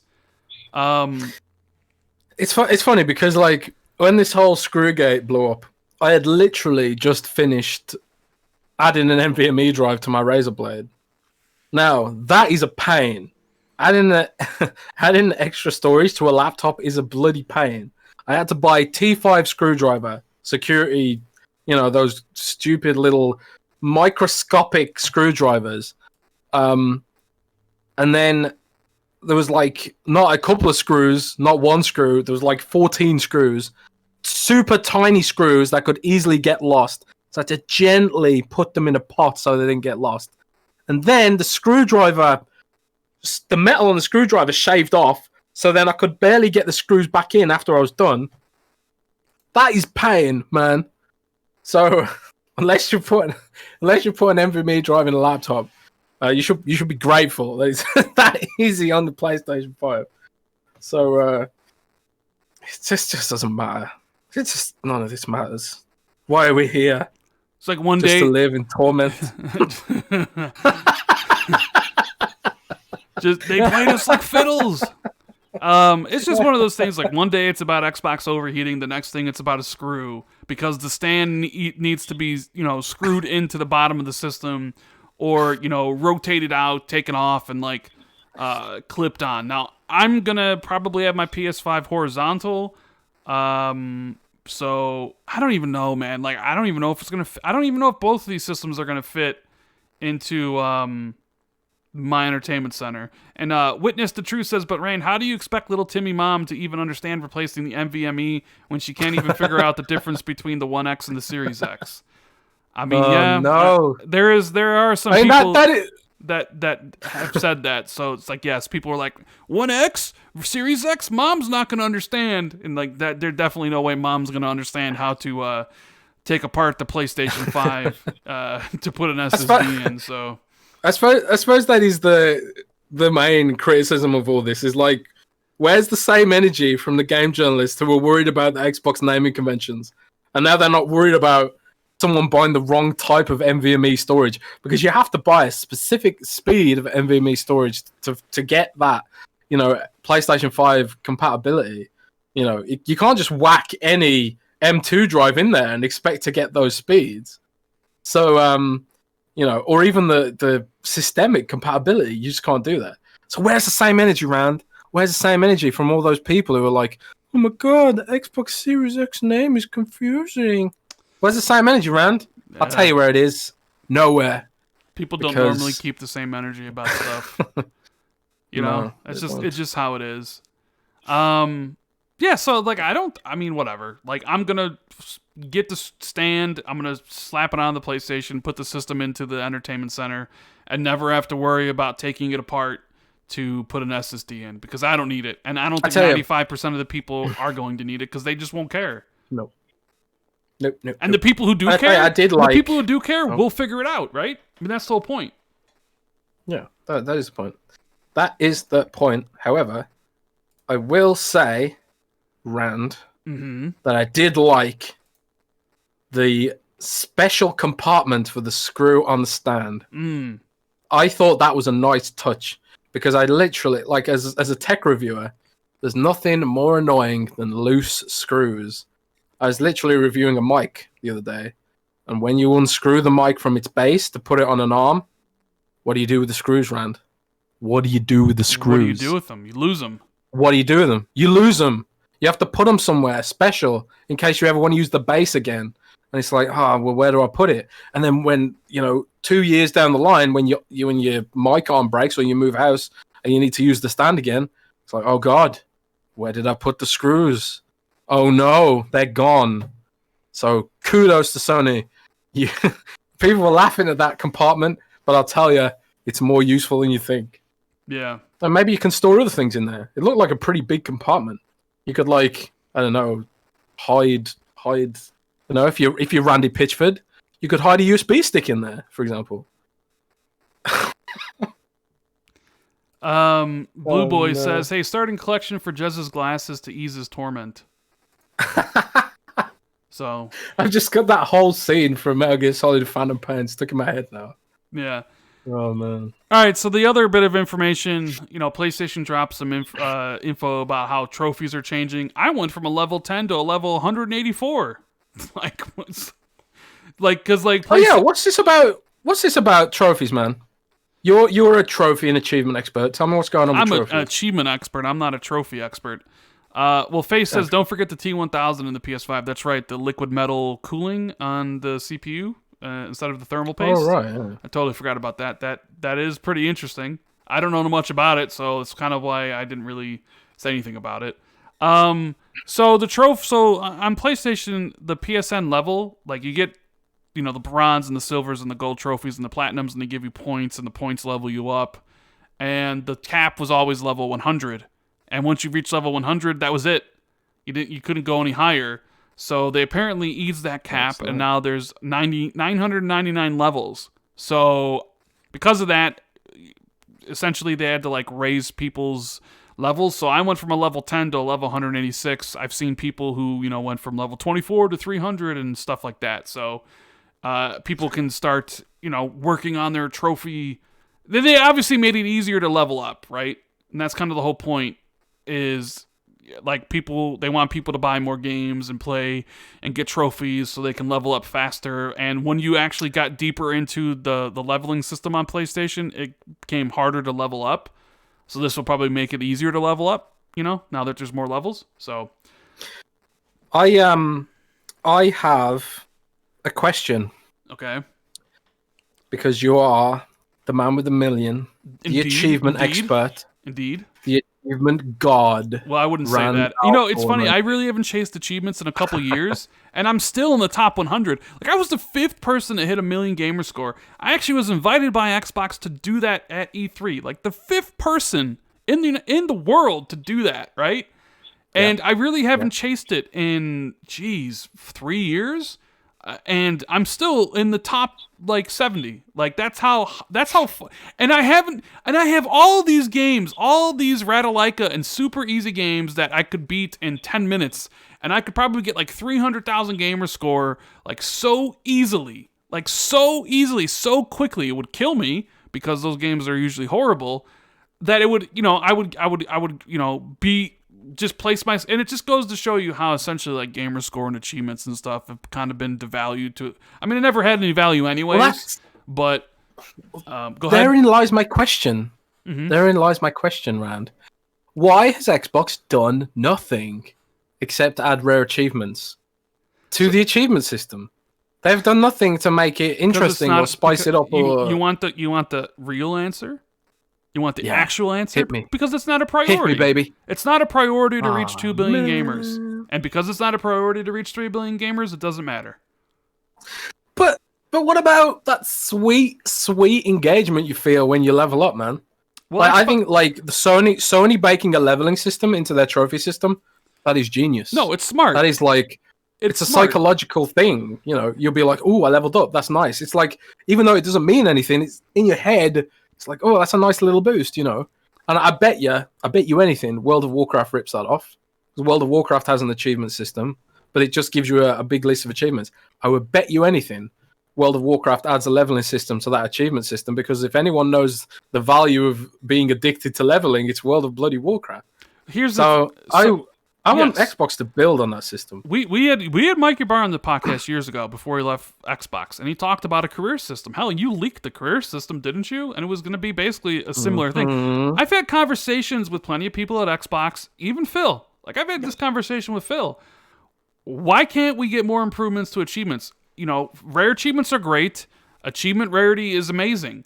But why can't you do completions? Why can't you do other things? I've had this conversation with them, and it's probably stuff that they've, prototyped or whatever.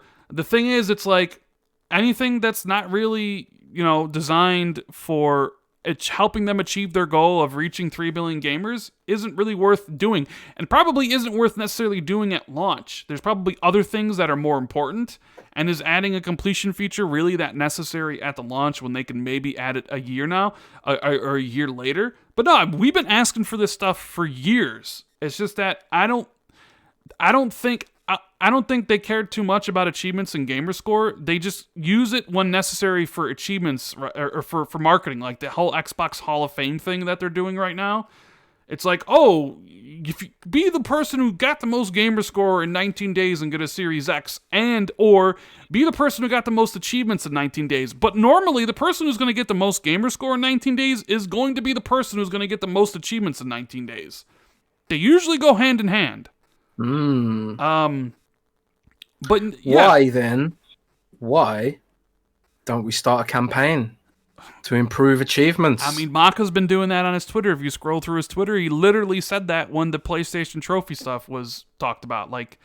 I've had conversations with people. It's just I want it to happen. I really, really do. Well, Maka can be our leader of the new achievement revamp movement. Honestly, the fact that Microsoft are the ones who pioneered achievements to the point where literally everybody in the industry copied them. Steam, PlayStation, and they haven't innovated in that area. They haven't done anything new in forever. It's disappointing. It's just extremely disappointing that they haven't done anything with it. I agree. Because, man, so much promise, some of the career mode elements actually did make their way into Game Pass with those Game Pass quests, which give you Microsoft points, but they are lame. I don't like those. I want them to be on achievements, even though I don't really achievement hunt. I only have, I don't know, a few 100,000 game score. I never achievement hunt really, because it's just a nice little bonus, you know. Every time like achievement pops up, and you know, I didn't even know that I was chasing an achievement. Especially in Overwatch. Overwatch has some really weird achievements where like you get an achievement for doing a specific move in a specific time. You know, like you have to do something weird with the mechanics to get these achievements. When they pop, it's like, oh wow, that was the achievement. That is cool. You know, it's rewarding. I don't chase them, but it's nice when they pop up. All right, they should do something with it, but alas. All right, so we got to talk about PlayStation 4 backwards compatibility. So, yeah, I'm taking an L on this one, and someone actually accused me of spreading FUD, but like, I've never tweeted about PS4 back compat. I never said in a video that, you know, this was going to happen. It was just a personal prediction of mine that I felt, you know, that all 4,000 games wouldn't work. That the 99% that Jim Ryan was talking about wasn't going to work at launch. You know, they didn't use the wording at launch. They kind of left the window, and I was just like, yeah, if you read in between the lines, it sounds like it will work. It just may not work right away. So I felt pretty confident about that. I was like, I think this prediction is going to come true. You know, I didn't say. Here's the thing. It's like I never say something's like true. I just said like, you know, this is what I think might happen, right? Same thing with like the Bethesda games being exclusive. You know, I gave my thoughts on it and stuff like that. But yeah, I was wrong. I was hugely wrong on this. Sony pulled it off. And to be fair, like I didn't believe Jim Ryan because he literally said the same stuff about Generations. So I just kind of was like, he said these things about, hey, he's the guy who said, oh, you know, like we need to, you know, who needs to think about the kids in Minecraft with the whole crossplay thing, and they ended up doing crossplay, and who wants to play old games with back compat, and now they're doing back compat, like all the things Jim Ryan says that end up like, I just don't believe the guy, so sue me. They announced today their plans for, you know, back compat, and yeah, pretty much 99% of the games will work. You know, out of the gate. There's like maybe 10 that don't.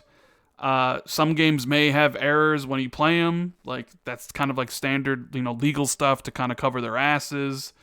Some games are updated. I did see they're using like game boost mode. I did see like Ghost of Tsushima is going to have a 60 frames mode via back compat. And Naughty Dog announced that like all their games will be back compat, including the Jak and Daxter series, which that's cool. Is interesting because did they do a Jak and Daxter collection for PS4, or I was kind of thinking of like those games were PS2 games that I think were remastered for PS3. I could be wrong, but like does that mean maybe there was a Jak collection on PlayStation 4? And somebody let me know, because I want to say I remember seeing videos about it or something. But like Jak's a great series, so it's nice to see the back compat work.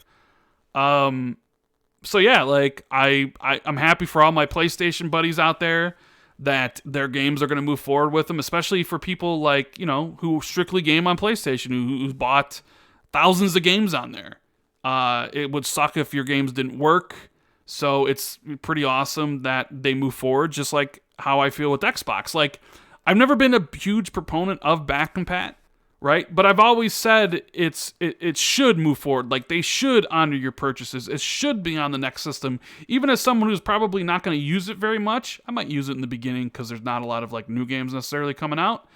It's great for people to have in case you do want to go back to it, and then some of those games are going to be upgraded. So it's like, it's a win-win. So yeah, you know, I was wrong about that. Like I thought, you know, that that it would be, they'd be add games over time, and I take the L. But I'm glad to take the L because this is good news. It's not bad news. Yeah, I was the same as you. Like for me, it wasn't necessarily. It was the language they were using. They were saying like, we believe 4,000 games will be compatible, while by contrast, Microsoft was saying, yes, all games will be back compatible. So the fact that they were using wishy-washy language, coupled with the fact that, you know, Jim Ryan had gone, it bent the truth before, the whole like we believe in generations thing, and you know, trying to spin Xbox's cross-generational thing as a negative. kind of made me feel like he was spinning again when he said, like, we believe those games will be compatible. But I guess it was just a case of they were still testing them out. So, yeah, it's awesome. Especially as someone who only has digital PlayStation 4 games, and as someone who, you know, I don't have loads of PlayStation 4 games because I only use it for exclusives, but I would like those games to move forward. And, you know, Bloodborne 60 frames per second sounds pretty spicy to me if that happens. Vin Weasel keeps on asking, what is the problem with Europe? I don't get it, guys, in reference to Series X. All I mentioned was that Sony sells way more in Europe than Xbox does. It's a proven fact. I actually have some insight into this. Okay. The way retail works is that you have like sales reps from a company will go to retail suppliers, and they will like evangelize a product, and they will say, our product is good because X, Y, and Z, and this is how much shelf space you should allocate to it and stuff like that. I don't fully know the ins and outs of it because, you know, I've never worked in retail, but like a few people have, you know, explained to me some of the basics about it. And basically in Europe, Sony has a much bigger, stronger, more heavily invested in multi-language sales force in Europe, whereas Microsoft still leads from English, and, you know, like, and they just don't have as many sales reps in like all the different languages across Europe and stuff like that. It comes back down to localization again. Microsoft is an America-centric company, and they do America first, and then the UK second, and the rest of the countries if you're damn lucky. You know, that's how Microsoft has approached localization in the past, and they need to do so much better if they are serious about this 3 billion gamers figure they're talking about. So it comes down to localization in the process of getting that supply chain in place to big retailers in Europe, and especially in like in the UK, Amazon has completely basically taken over all of retail. But like there are countries like Germany, for example, where like there are still big retailers like MediaMarkt, for example, where you know, people still use them instead of Amazon and stuff like that. And it's those kind of companies where Microsoft sucks at pitching its products to. And they're the companies who will explain to those moms and dads who are buying consoles and stuff which console to buy. And if they've only had sales reps from Sony and not Microsoft, they're going to recommend PlayStation every damn time. And it's like that across all of Europe. So that kind of leads us into this whole GameStop thing, which is one of our topics, right, Rand? Well, yeah. I just, before we get in the GameStop thing, I just got to give read some of the super chats here. Rand. Yes, I need to be right back. Just 5 minutes to get a drink, so bear with me, okay? Yeah. Do some super chats. I'll be right back. Adam says, I love hearing this because my Sony podcast I listen to also hates what they did with the trophies. 706 Gamer says, Emerald achievements to combat platinum trophies. That would be cool. I don't think they'd actually give you an extra achievement for getting all the like achievements, but like just having like a showcase, or like even a pop-up notification like, hey, you got all the achievements in this game, and you get a notification like, you know, all achievements earned, and it adds to like a showcase somewhere on your profile that you can kind of delve into and look at all the games you have all the achievements for. Like, it just seems like such a no-brainer, because anybody who's really addicted to achievements would like suddenly now be buying a lot more games and finishing their games, and anybody who's maybe on the fence would do it, and people like to be proud of certain accomplishments, and having a showcase that would, you know, basically show off their gaming accomplishments that you could easily kind of tweet out or whatever. I think people would really like that. I mean, I would. People are really, like, on the PlayStation side, I see tons of people that always talk about how many platinums they have, right? Like, I got 40 platinums, or I got 100 platinums, I got platinums in this or that. Well, like, sometimes, yeah, you don't actually know what platinums they have in what games, because not all platinums and not all achievements are alike. I mean, you can go play, like Mayo game and get the platinum in it in like 5 minutes, or there's games on Xbox you can get the 1,000 gamer score in, 10 minutes. And obviously there are games that, like Gears, if you get all the achievements in it, literally will take you years or, thousands of hours to do. Just like there's games on PlayStation will take you thousands of hours to get the platinum. So all that stuff really isn't, the same. Trophies, platinums, they're not all created equal. But I think it would be pretty cool. And then Chase says there's a Jack and Daxter collection on PS4, but it's not the remastered version. It's the PS2 versions of the games. Also, Jack X is on PlayStation 4. Well, thanks. That must be why the Jack series is basically back and pat on the PlayStation 4, because it is they're just using it as they normally would. So yeah, I guess we have one more topic. We're going to be talking about the GameStop and Microsoft partnership. Now, I haven't made a video about this, and maybe I will, because I don't really understand all the details. Like, sure, Microsoft gave out a whole press release, or GameStop did at least, where essentially GameStop will be using Microsoft's back end now for their sales force. Like, they'll be using the Microsoft Azure instead of whatever one they're currently using. So in that regard, I think this is more of a Microsoft deal than it is an Xbox deal. Like, I know some people saying oh, they bought GameStop, and I even made that kind of joke, and it's no, they didn't buy GameStop. They're partnering with GameStop. I mean, Microsoft just closed all their Microsoft stores because they don't really want to be in the retail field anymore. And now they can partner with a company that has a lot of stores across the United States, and they can essentially use them as their quote-unquote official Microsoft store if they really wanted to. And I see you, Zeke, you're asking if Avowed is AAA, and yes, that is true. And I see Gaming Fortes in chat, so he can say if I'm wrong or if I'm right about any of that stuff. So basically, GameStop's going to use Microsoft's backend Azure servers, so Microsoft basically gains a new customer. I think this is more about what GameStop is getting than what Microsoft is getting, really. So Microsoft gets a new customer for the Azure cloud. Everybody at the employees of GameStops will be given Surface Duos or whatever tablets, so to help them better serve the needs of the customers. So Gaming Forte will be in there with the Surface Duo, getting trained on it. When someone comes to buy a PlayStation, he can be like, "Don't you want a Series X, sir? I have this on the Surface Duo here. The Game Pass is amazing, and it has 12 teraflops and not 10, so it's a better system." And it's also a way for Microsoft to kind of push Xbox All Access in GameStop, because I don't think GameStop really wants or cares about the Xbox Series S. It's an all-digital system. Why would they?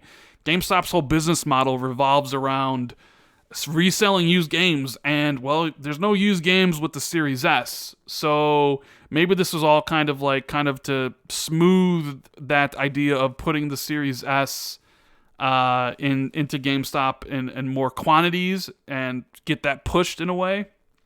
So those are my thoughts on the GameStop Microsoft thing. I'd have to talk to more people to see if there's any bigger ramifications for anything. I don't necessarily think it means suddenly that GameStop will be pushing Microsoft's products way more than they would push PlayStation and Nintendo Switch products. I don't necessarily think it means that the Xbox section in the store will suddenly be double the size of the other ones, although I guess it could be. But we'll have to wait and see what Jess says about it when he gets back. Maybe he has a better grasp of that. So, reading some of the super chats here, he says, Gamer by Choice says, I love your show and videos. You are definitely a true gamer, and I appreciate you and Jez for keeping it real about gaming. Thank you. Tony Stark says, Microsoft should split the DLC achievements in a separate list from the main game. Achievements similar how Sony's doing it on the PlayStation. I would love that if they did split the DLC achievements off. And Sean Johnson says, guys, do you prefer the Xbox Series X S storage solution or PlayStation's various storage options? I mean, considering that I'm an Xbox gamer, Xbox is my preference, I kind of prefer the way Microsoft is doing it. I would rather just buy a card and just plug it in the back of my system instead of having to do any sort of surgery. And I know it's not really surgery, right? I mean, the whole thing with the screwdriver. I would just rather have it that. I mean, they're basically the same prices regardless. So you're not really kind of... I know on the PlayStation, maybe you can pick and choose which ones are better, and there's always the chance that Seagate's product might not be very good. And if you knew one of the supplier's product wasn't as good as somebody else's, you could choose a better one. But I mean, like Coin says in chat, Jason Ronald said there'll be more options later. So there'll be more suppliers. There'll be different options of different levels of storage solution. So I don't think that'll be a big deal. And because everybody will be competing in that space, the prices of the drives will essentially go down. So, and storage always comes down in price over time. But this is the NVMe stuff is like cutting edge, and Xbox is using CF Express, and I am surprised they're even as cheap as they are, frankly. Yeah. And Judah says, Xbox did good in Europe with the 360, but this generation they chose to ignore Europe and most other parts of the world, I feel. Microsoft launched in 13 countries only. Yep, and that really killed them. Like, Connect, vocalization, and waiting, it really just killed it. So it's gonna be hard for Microsoft to win it over there. Maybe they do it there through Project Xcloud. Maybe they do it there through Xbox Series S. But it's still basically PlayStation's geographic to lose. Now, I talked about the GameStop stuff, Jez. And people want to know your opinion. Gaming Forte says that it's all enterprise for the most part. The Xbox sections in stores will be moved to the front of the stores where it will have more emphasis for consumer engagement. So there is that. Because I said I wasn't sure if they would push more Xbox products, but Mr. Forte, who actually works at GameStop and runs a whole bunch of stores in his region, is saying that there will be a focus that Xbox sections in stores will move to the front. And maybe they will push Xbox more. So what do you think? What have you heard about this? I'm actually still investigating what this actually means because, as I say, when I came into this blogging business, I had pretty much zero knowledge of the industry, and I built it up all over time through helpful people who wanted to help out. And the whole retail side of it is still something I'm still learning about. So what it does mean at a basic level is that Microsoft gets to sell a bunch of Azure products to GameStop and their Surface devices as well. So, it's lucrative in that context. And what GameStop gets is ongoing kickbacks from Microsoft hardware they sell, Microsoft hardware and software. So it becomes in GameStop's interests almost to evangelize those products because Microsoft did say there is incentives going to be there in exchange for all that stuff. So I suppose what it does mean is Microsoft still believes in the console and still wants to grow their market share in the console despite what people say. And that investment in games, man, I always get mixed up. GameStop and GameSpot. GameSpot is a website. GameStop is a company that sells video games. So GameStop, clearly Microsoft still sees them as, a valuable thing. And I suppose as well, they're kind of like, man, I don't know. I don't know if they feel some kind of responsibility for, because with things like Game Pass and with things like digital consoles and stuff, it really does start to bite into GameStop's revenue streams, as more and more of us go digital and there's less used game sellers flying around and stuff like that. So GameStop, GameStop wants to survive, it's going to have to diversify its business and look into these kind of schemes where it can get commission, more commission and stuff like that. I did see GameStop was trying to do some cool things and turn into almost like a gamer cafe sort of thing. In some places in the US, they were trialing that, but COVID screwed that over. Man, they haven't had much luck, have they? No. Physical retail for games, especially. Do you think also GameStop will start pushing Game Pass more, right? And first, before this disappears, I got to give a shout out to Cal Tattoo for becoming the newest member. Thank you for supporting the journey on YouTube and enjoy your emotes. So, do you think they'll push Game Pass more? Do you think it's possible, maybe you could trade in your physical games and get a digital copy, or you know what I mean? Is there stuff they could work with GameStop in that manner more? It's because of the partnership. Business is business, right? Yeah. Yeah. I mean, business is business, right? So if Previously, you could argue that there was a business case for GameStop. I don't know why I've got it in my head to get them mixed up right now. But previously, you could say there was a business case for GameStop to not sell Game Pass because everyone who's happy in Game Pass aren't buying games from GameStop, and like they could either sell one subscription for 12 months, or they could sell them hundreds of used games and then trade them back in and sell them again. Blah blah blah blah blah. It's a huge lucrative revenue stream for retailers.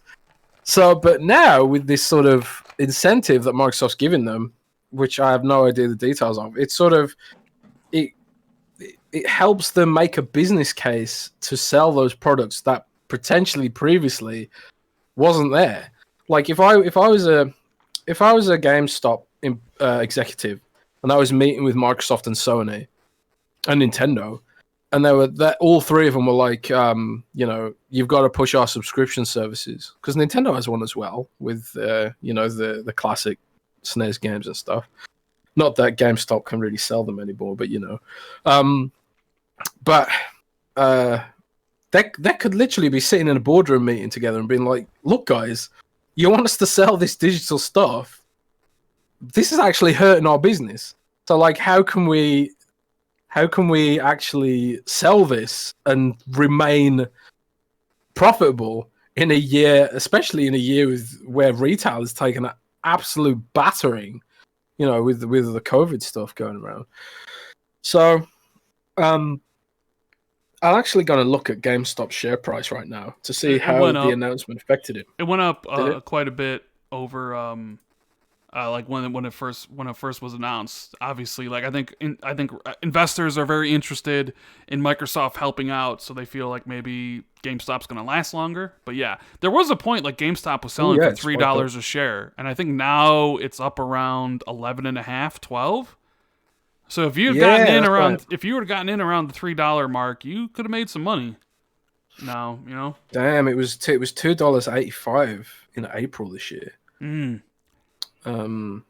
Yeah, that was its lowest point when COVID all kicked off. It's gone up a bit now. Well, yeah. Now you have far cry from 2015. Now you have next gen about to be here, so people are going to be really trading in games, consoles, buying new consoles and games. So this is. I still don't think GameStop lasts till next generation, but who knows? Maybe this partnership, will go a long way towards that. And I got to give a shout out to Aragorn, who becomes the newest member of the channel. Thank you for supporting the journey, and enjoy your Randall Tomato emotes or your Jez emote or your the Brute emote or Laughing Phil Spencer. Appreciate it, man. There's I think GameStop can survive, but it needs to like pivot and adapt and come up with new ways to engage people. Like, it's funny, man, but like I always think about how vinyl started out selling CDs this year. Again, like vinyl since like the early 90s, late 80s, vinyl was beating CDs in sales, which is like makes me wonder if there could be like a market for collector's edition nerd culture stuff, and maybe they're going more in that direction, and maybe encouraging more devs to make collector's editions and like it's the celebration of gaming. There's as more and more of us go to digital, and like I'm digital too. There's like the physical aspects of gaming are going away. Like this. And that's why consoles like the Sega Genesis Mini, and the SNES Mini do so well. Is because there's just such a nostalgia factor there. I think like GameStop could lean into that a bit. Like I literally have a vinyl player now, and I've started buying vinyl records. And there's so much maintenance you have to do. Like when you get into it, it's like you gotta replace the drive belt on the vinyl player because it perishes if you've got a cheaper one, and you have to like buy cleaning solutions for the vinyl records because they get covered in static, and then you can buy like deionizing guns to like clear the static charge off the vinyl records and stuff. Like all this inconvenient as hell stuff you have to deal with if you're into vinyl space, but it's a lot of money if you're targeting nostalgic hipsters, so Maybe that's something GameStop could lean into. I don't know. I'm just kind of rambling now, but it's I don't want to see GameStop go away because it's thousands of jobs, and that just sucks to think about. It is a lot of jobs. So we don't want Gaming Forte to be jobless. We want him to have his job. We want him to be out there pushing Xbox over PlayStation. Am I right? Somebody needs to. Someone's gonna clip that, Rand. Well, if somebody does, like, I'm literally being facetious, and it's a joke. And I said that. I think I said facetious. Shut up. You know exactly what I meant. I said the word wrong, but it was a joke I said to Forte earlier when you were gone taking a poo, you know? Actually, I was getting some Coca-Cola. Blue Boy Vaz says, please mention the IGN UK review of FIFA that Jez retweeted. So what's up with that? Did you see this? What's up with that? Oh my god, it's so funny. Did you not see this? No, I haven't. I haven't seen it. I just pulled up Twitter and there's a tweet with like how many retweets? It's got 29,000 likes. IGN UK. And it's really funny because someone replied, what is it with UK Twitter accounts being totally savage? But this is what IGN UK. EA has copied and pasted FIFA for 2 years, so we copied and pasted our review from last year and lowered the score. So they just copied the review from last year and lowered the score. That is amazing. That is amazing. That's amazing. They should do that every year going forward for Maddens and all the games, all the sports games. Be like, oh, it's the same thing. Yeah, here's our review from last year. It still holds up. It's right though, isn't it? Those games are so damn lazy. But yeah.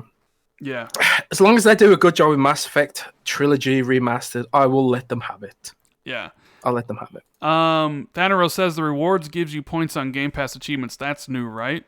Yeah, you can get Microsoft reward points on Game Pass stuff. That is new. So, yeah, so I think that's going to be it for the show. We're going to take a couple questions here before we get out of here. So I want to thank each and every one of you who stopped by, who joined the channel, became a newest member, super chatted, or just plain had something to say in the chat. We appreciate each and every one of you. We had like 2,500 people show up, which is amazing. So if you guys enjoyed the show, make sure you hit the like and subscribe button. Hit that notification bell so you're always notified whenever we do this podcast. You can follow me and Jez on Twitter. It's probably the best place to get a hold of either of us. I'm usually on Twitter. I check my DMs from time to time, the message requests, and I'll try to get back to everybody that does message me.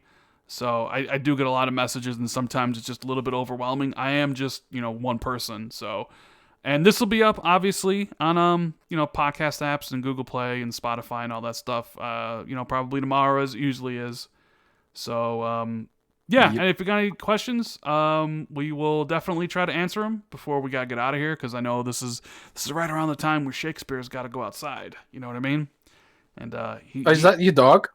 Yeah, Shakespeare. Like, he has an internal clock of when he, take him out to the bathroom at 7 a.m, take him out to the bathroom right around now, and I can already hear him upstairs kind of like moving by the door. So like he's probably ready and waiting. So, Thanero says, Jez, is the Surface Duo the Windows phone I've been waiting for? About that. I haven't used it myself, so it's hard for me to give a full-blown analysis, but it's like most reviewers said that the software is really janky. Like, most apps don't work very well with the touch gestures on two different screens, stuff like that.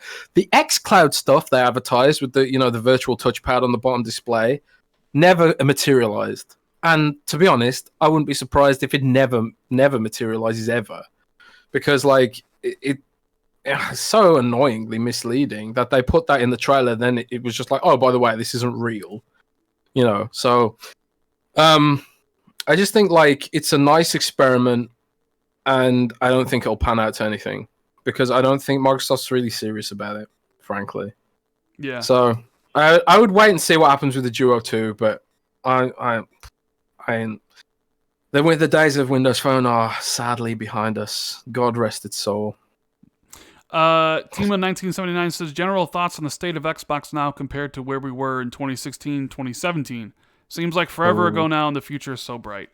I mean, you pretty much nailed it. I mean, there was a Yeah. point in time in 2016, 2017 where I thought Xbox really wasn't going to last much longer, that the investment of Xbox was going down at Microsoft, that we wouldn't see a lot of new stuff, that, the console wasn't Yep. going to be good, that Microsoft would cut corners, and who knows, maybe they sell off to Google or Amazon who were trying to get in.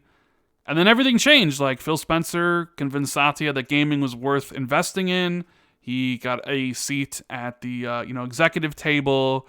He purchased like 7 studios in 2018, and even still, people were like, "I don't really know. That's not really a lot of huge studios." And then they bought Bethesda recently, basically confirming that Microsoft really does see gaming as something important. And the future is next generation for Xbox is going to be a million times better than it was with the Xbox One this gen. Jez, what do you think? I mean, yeah, it's 9-day difference, isn't it? Like, I got into blogging right in the middle of that massive drama fest. I remember Boogie's video about how Xbox is evil and digital games are the devil and all this sort of stuff. And I got into the whole blogging and engaging with people over that whole period. And then it's like you say, like I watched over the past, like, how many years is it? Mathematics. How many years? 7 years? 7 years almost? I don't know. It's been funny watching Microsoft transform over the years. We had the whole Terry Myerson era where Xbox was under Terry Myerson, and Windows Phone got killed off despite the fact they spent like billions of dollars on Nokia. They had to write all of that off, man. And this comes back to the whole, like, it's so funny when people say, "Oh, Microsoft needs to make their money back." They literally spent $2 billion on Nokia and then wrote it off like it was nothing. Microsoft, this is the kind of level Microsoft operates on. When I see veteran journalists act like $7 billion is a lot of money to Microsoft, it makes me laugh. Mm-hmm. But in any case, we saw Terry Myerson screw up Windows like crazy. Then he got ousted. And then we saw Phil get promoted. And then since we've seen Phil get promoted, we've seen this transformation, like Xbox is finally realizing its full potential. But at the same time, it's kind of like, this takes time. It takes time to make games, It takes a long time. Like, we're only just seeing, like, Obsidian and In Exile finish off its contractual obligations, Wasteland 3 came out last month. And, it's a Deep Silver game. Microsoft owns Wasteland IP, sure. And Wasteland 4 will just be a Microsoft game. But they still had to make that game for Deep Silver. And, like, the Outer Worlds...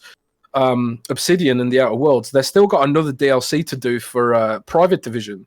That's another contractual obligation. So we haven't really had that many games that were 100% Phil's jurisdiction, without the budget limitations that were being imposed on Xbox when it was part of Windows.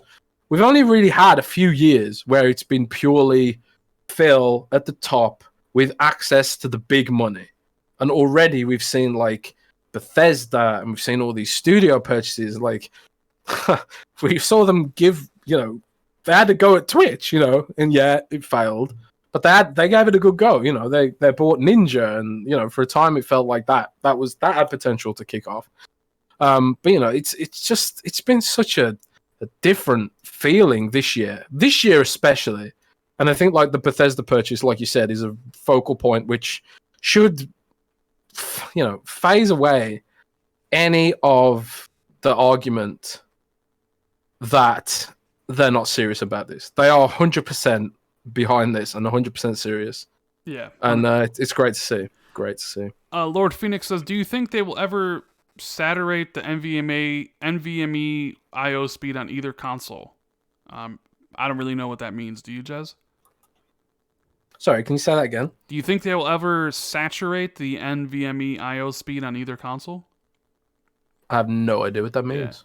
Yeah. Stodgy Caesar says, "Are old games cool Sorry. now?" I mean, some people said, "Who cares about back and pat?" And those people might be celebrating today with the whole back and pat news. So I guess it depends. Zeke says, "Xbox Game Pass is $6 in my country, and Ultimate is $10. So they are investing in second world countries." Well, that's good to see. Mighty Ryan says Rand is a sexy beast. Well, thank you very much. I am a sexy tomato though, but that's the way Jez drew me though, right? Well, actually, it's like, oh no, there's two versions. Like, there's Colt Eastwood's version, where I literally just stole a tomato clip art off PowerPoint and pasted your face onto it. Yeah. And then Colt did another version. I think, was it Colt or was it Sean? Colt I did can't it. remember. Colt did it.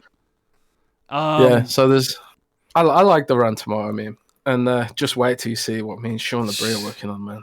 Face man, says, do you think Xbox will remove the paywall for free to play games next gen? Yes, I think so. They will.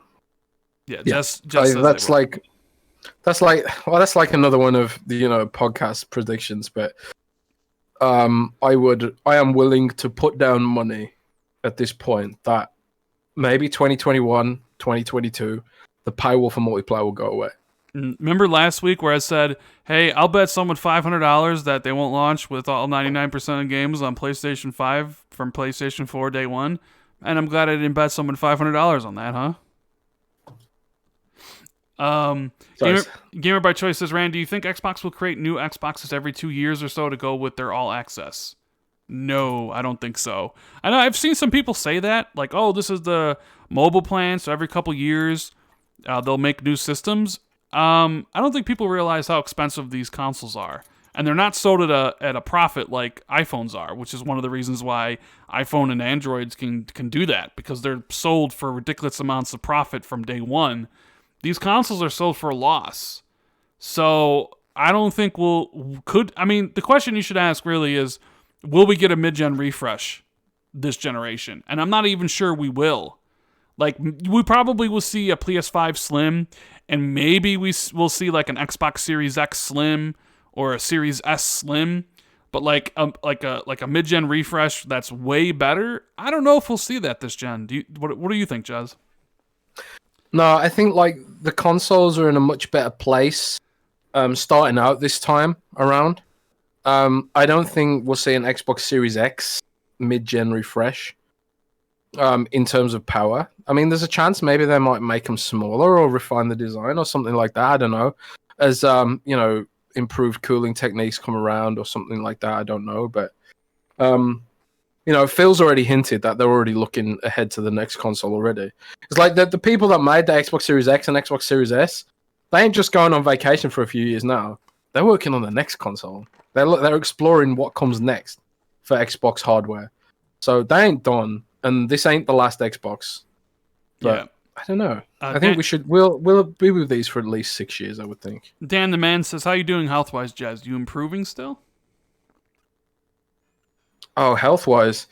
Man, it's a saga. I'm on waiting list for hospital treatment at the moment. But because of COVID, it's like backed up to hell.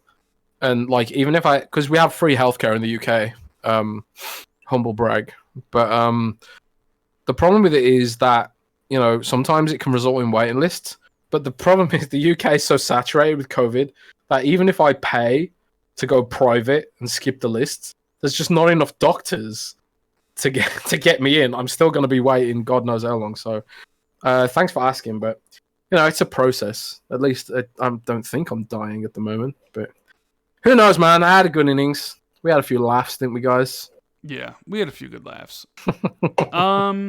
Anyways, yeah, I think that's gonna be it for the podcast today, guys. Really appreciate everyone being here. If you did, hit the like button, subscribe button, the notification bell. You got anything to say before we get out of here, Jez? It's so awesome that everybody's so excited about Xbox. Like, this could have gone a whole different way.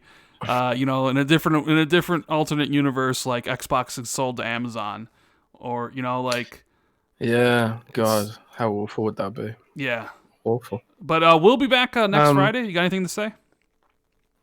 Got anything to say? No, keep it filmic.